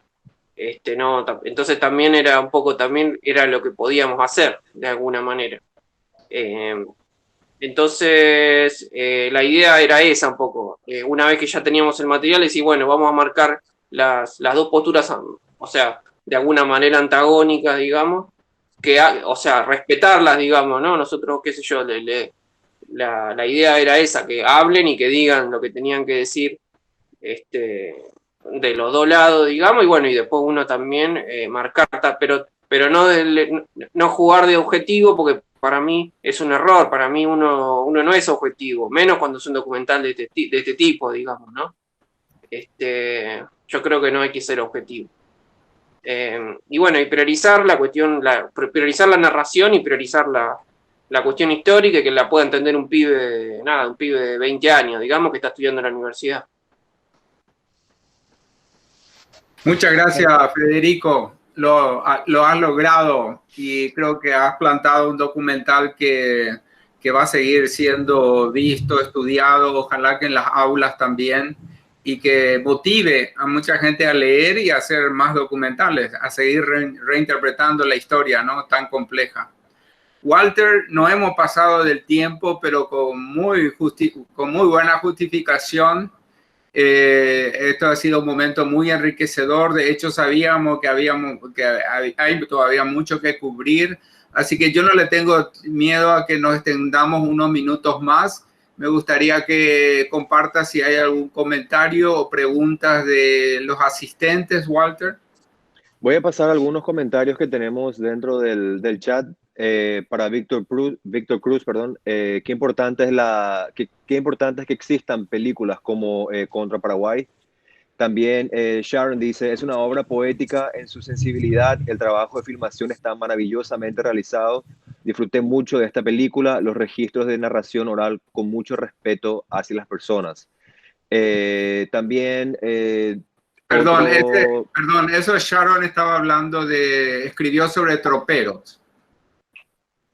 Sobre troperos fue su comentario. Okay. Porque más abajo, Sharon, te dejo que leas lo que opinó sobre el trabajo de Federico Sosa. Correcto. Después, otro comentario que tenemos, bueno, mucha gente está diciendo bravo Nicolás también por su trabajo. Y esto tiene que ver con un tal Eduardo. Creación de un mito versus una biografía es la premisa de la película dedicada a Eduardo Franco y de los iracundos. Interesante contraste. Las letras de Eduardo quedan como legado cultural en una sociedad y una época. Así es que, bueno, esos son algunos comentarios que tenemos dentro del chat. Aquí está Sharon con nosotros. Hola Sharon, gusto saludarte. Un lujo estar con ustedes. Gracias por unirte. ¿Quieres compartir algo en vivo? Bueno, más bien para toda la gente que están en cine, que los directores y demás, dar las gracias a Hugo, a Gamarra por lo que viene haciendo. Y es de educación su labor. Es de disfrute como espectador de cine, pero es muy, muy importante lo que está haciendo en cuanto a cultivar sensibilidad de la gente. Trabaja con las escuelas, con los estudiantes universitarios, para la gente mayor también que se están acercando al cine. Y muchas gracias, muchas gracias. Gracias, Sharon. ¿Algo más, Walter? Bueno, solo para ir cerrando, una última pregunta que vino de redes sociales. Quieren saber cuál fue, esto va para Víctor Cruz, cuál fue el tropiezo o cuál fue el inconveniente más grande que tuvo al realizar su película. Me mataron con esa pregunta. El dinero, seguro que el dinero. Es que la mayoría, sí, es que la mayoría, solo para aclarar, muchas de las personas que están con nosotros en el chat o también viendo son estudiantes y es esa cuestión cuando uno va a hacer algo, es lo primero que quiere saber con qué me voy a encontrar o qué es lo que no tengo que hacer, ¿verdad? Va más por ese lado seguramente. Bueno, voy a contarlo, lo voy a contar de este modo. Primero tuve la suerte de que en esta película el dinero no fue un problema, que es un problema que tenemos siempre porque bueno, conseguimos mucho apoyo en Italia, en Costa Rica, en todos lados. La verdad que fluyó la producción nunca me ha pasado y creo que no me va a volver a pasar eso. Pero bueno, ese no fue un problema. Pero sí el problema quizás fue el encontrarme cuando comenzaba a filmar que las historias que yo quería filmar y cómo las quería filmar no estaban sucediendo de ese modo. Que yo sentía como que lo que había podido hablar, lo que había podido ver de ellos y esa vitalidad no estaba sucediendo. La forma en que lo estaba por filmar, aunque lo quería filmar, yo me daba cuenta que no iba a dar cuenta de lo que allí estaba sucediendo. Que no me alcanzaba con la observación, por ejemplo, como habló Nicolás, digo, no tenía esa acción y me daba cuenta que a la hora de hacer la construcción dramática, eso no iba a funcionar. Y ahí es donde bueno, a uno le entran todos los temores y ahí es donde empiezo a trabajar fuertemente esta idea de construir algunas escenas que funcionan como analogía de los sueños y los pensamientos de estas personas mayores. Pero ese fue como el momento de vértigo, ¿no? Y voy a poner un ejemplo muy, muy, muy breve. Yo hablaba mucho con Pachito, que es el señor que anda a caballo, y le preguntaba qué es lo que él quería hacer que no podía hacer, ¿no? Y él me decía, no, ¿para qué hablar de eso? De lo que no se puede hacer no quiero hablar. Digo, pero cuénteme, don Pachito, ¿de qué se trata? Y me dice, no, yo quiero trabajar, yo quiero seguir trabajando, pero no me dejan seguir trabajando. 98 años tenía en ese momento, ¿no? Y él quería seguir trabajando con los animales como un tropero, básicamente. Imagínense, bueno, Nicolás ahí sabrá, estábamos en Costa Rica, pero él quería seguir trabajando.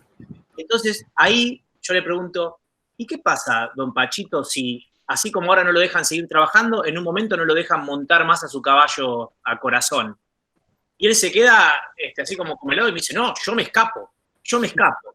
Y la hija, mientras yo decía todo eso, me miraba como diciendo, como quien me hacía una seña, como diciendo, ya estoy pensando en decirle que no monte más a caballo. Entonces ahí hablé con Paulina, hablamos y digo, ¿y por qué no pensamos cómo sería ese momento, Paulina, en el que vos le vas a decir o pensás decirle que no ande, que quizás no es el momento para seguir andando a caballo?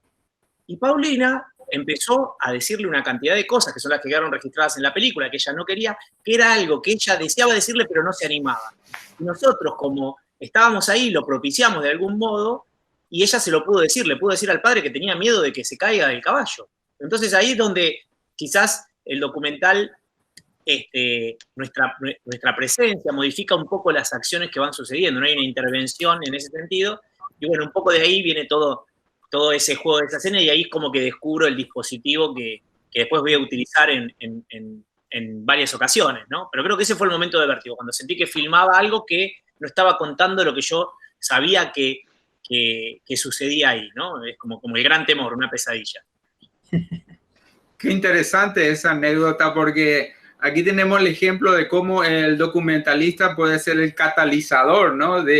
de una situación natural que potencialmente ya está ahí, ya está latente, pero se desencadena porque está la cámara y está la relación humana de confianza, ¿no? Es una hermosa anécdota que nos demuestra también cómo el documentalista nunca puede abstraerse, mantenerse ajeno a lo que está incidiendo en la realidad, ¿no? Es lo que decía Federico también, ¿no? De que hay que asumir la subjetividad, la presencia humana, la interacción humana. Gracias por compartir esa anécdota. Yo quiero preguntarle ahora a Nicolás. Vamos a hacer una ronda más de preguntas, Walter. Okay. Yo quiero preguntarle a Nicolás sobre la fotografía de troperos. ¿Sigue Nicolás con nosotros? ¿O se cortó por si acaso? Nicolás estaba que venía y se iba su señal, entonces quizás no está conectado en este momento. Bueno, entonces podemos hablar con Aldo otra vez. Aldo, esto que hablábamos recién, lo de la interacción del documentalista con la realidad, con las personas que uno está documentando, con las que se está relacionando. Tú hablabas de cómo documentar un mito, ¿verdad? Pero a la vez te das cuenta de que un tal Eduardo, tu película, construye el mito. O sea, que se suma ahora a esa construcción del mito, ¿no? Sí, podemos hacer, es una pieza más de eso. Exacto, es una pieza más. Exacto. ¿Y tú en algún momento estabas consciente de eso, de que esta película iba a actuar de ser otro monumento, otra estatua, digamos, un elemento más en el rompecabezas del mito, digamos? En algún punto sí, pero no lo tenía muy claro, pero en algún punto sí. Es interesante eso, porque me parece que me parece que la película acompaña, y ahora, bueno, de hecho, esta película tiene 2 años, 3 años, en los eventos posteriores del aniversario de Eduardo Franco se exhibió la película como parte de eso, ¿no? O sea, ahí está. Claro, ya entró, es interesante porque la película entró en el circuito de homenajes y de alabar al mito. Entonces, sí, efectivamente eso creo que de a poco está pasando. Que antes lo pensaba, sí, pero quizás, bueno, no era algo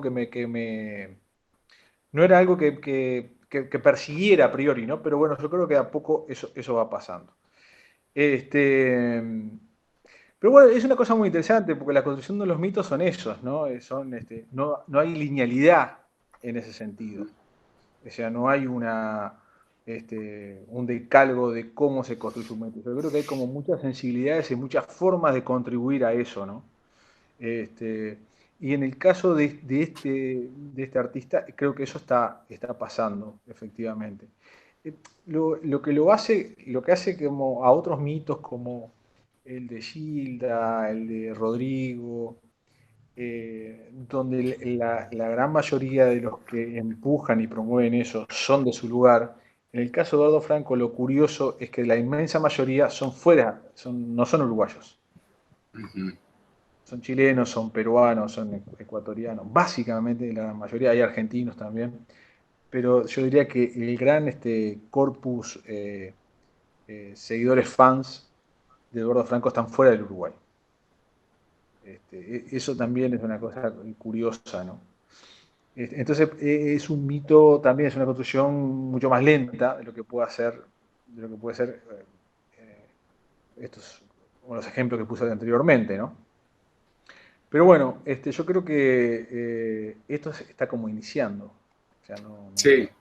Se está como iniciando, y es periférico, digamos, está lejos de Montevideo. Entonces, bueno, no sé, habrá que ver qué sucede. Y otra preguntita, Aldo. ¿Cómo percibís en Uruguay, con el público que presenciaste apreciando la película, la gente joven de Uruguay o de Montevideo mismo, cómo percibe a Eduardo Franco, el cantante, el poblador de Paysandú? Que a propósito, te comento que hoy estuve en una entrevista radial con un importante periodista paraguayo, muy culto, y él no sabía y le sorprendió saber de que Eduardo Franco era de Paysandú. Él siempre dice que pensó que era de Montevideo, porque le parecía que su letra era muy cosmopolita, era muy citadina, ¿no? Y sin embargo, en sus letras no existe ese rastro de una sensibilidad rural, digamos, o más interior. Más del interior. Sí. Sí, bueno, Paysandú es una de las ciudades más importantes, ¿no? Pero bueno, ¿no? Es una ciudad que está en el litoral. Pero con relación a tu primera pregunta sobre cómo los jóvenes, creo que no. Eduardo vive y es más conocido en una población más adulta, digamos, ¿no? Si bien hay grupos de rock que han empezado a versionar sus canciones, hay varios grupos, no es son esos, ha perdido pie en los jóvenes, o sea, no. Siempre hay, obvio, jóvenes que lo escuchan y lo reivindican, pero me da esa sensación de que su público objetivo está en las personas mayores de 40 años.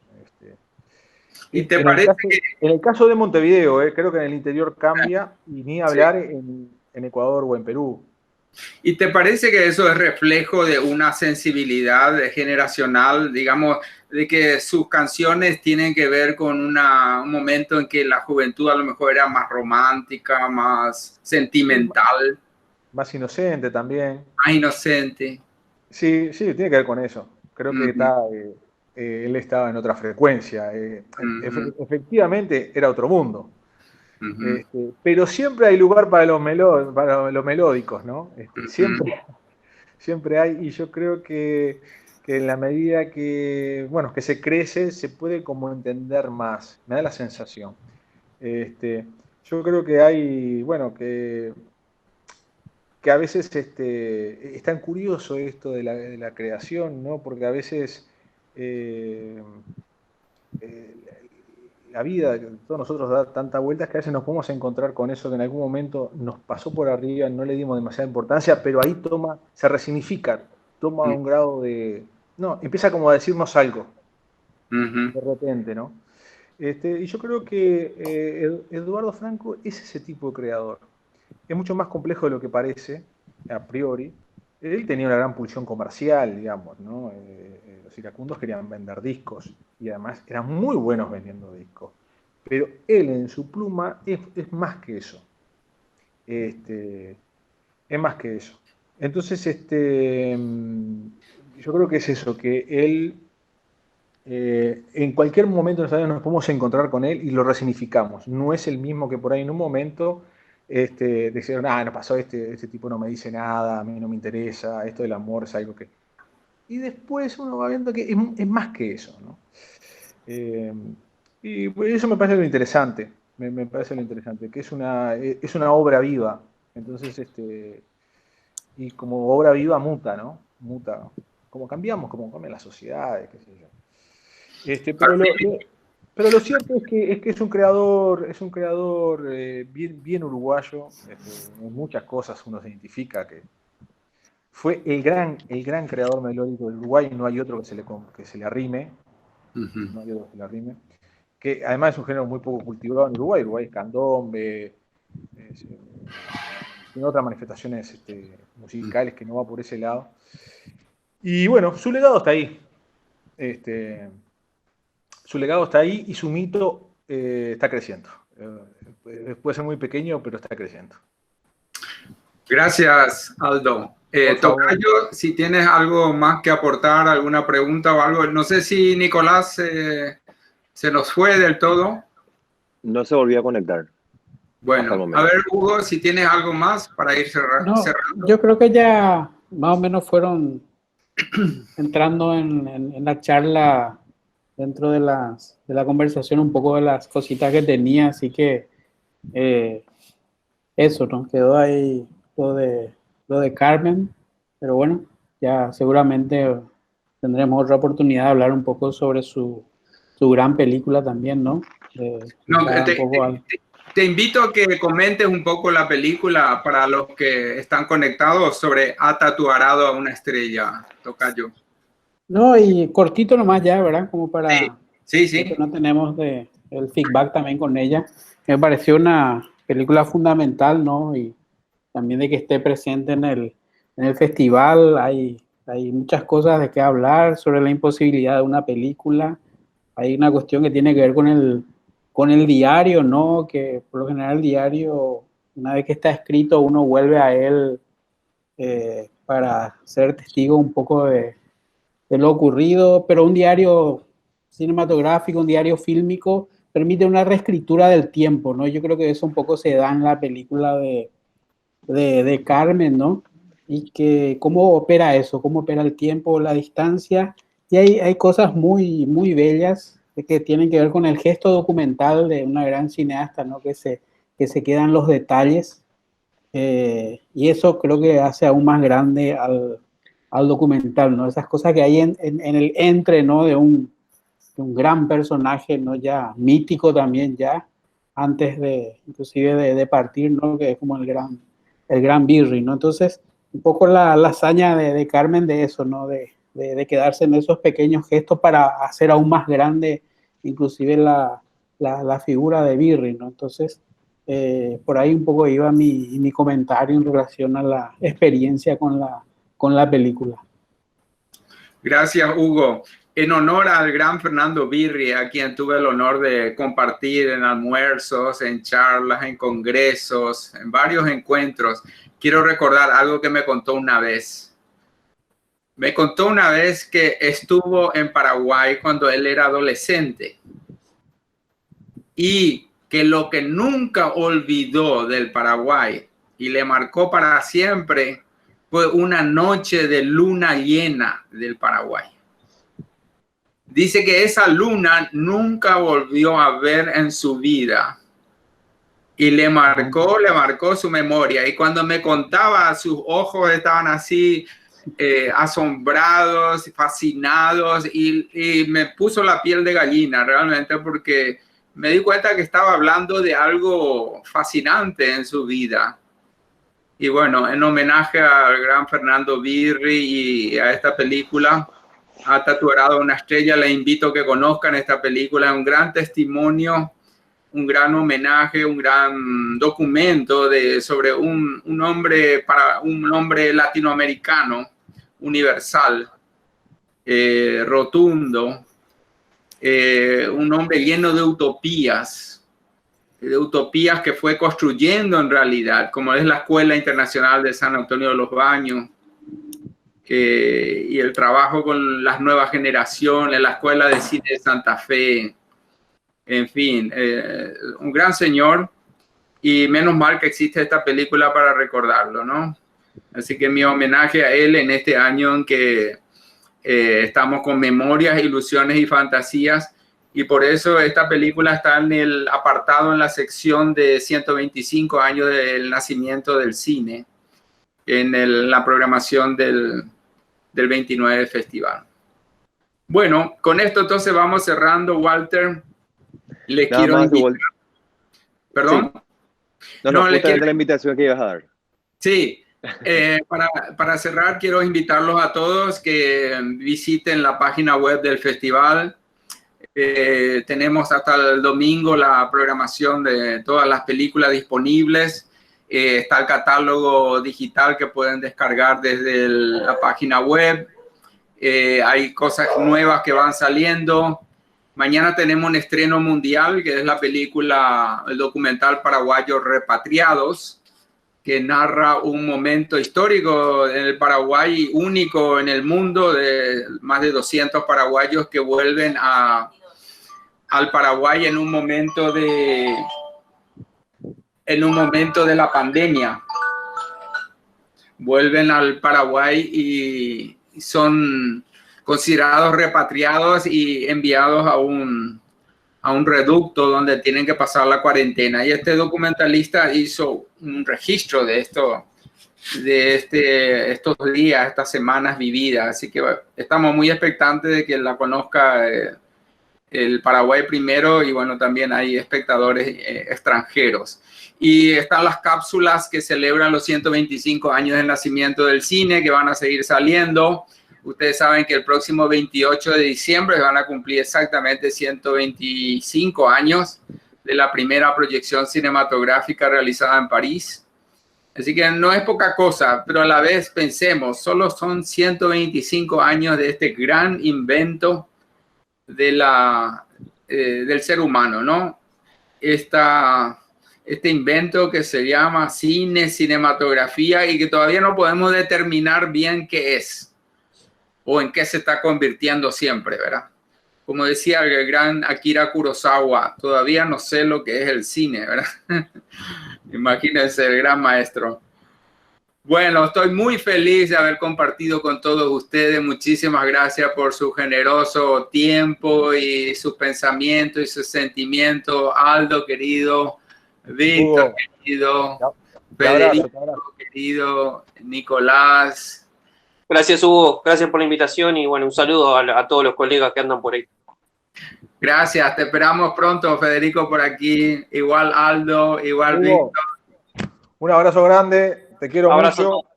Espero verte pronto. Y bueno, un saludo para todos. Gracias, querido. Gracias. Vamos arriba. Quiero saludarlo a Fede, que no nos vemos hace un rato también. Víctor. Un grande, Fede. ¿Cuándo nos vamos a volver a juntar? Y alegría encontrarnos aquí. Y agradecerles a todos. Hermosa charla, la verdad que he escuchado con mucha atención y muy, muy lindo por compartir todas estas experiencias.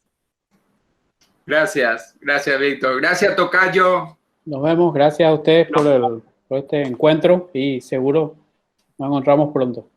Así es. Adiós, embajador. Muchas gracias por su compañía. Un abrazo. Chao, chao.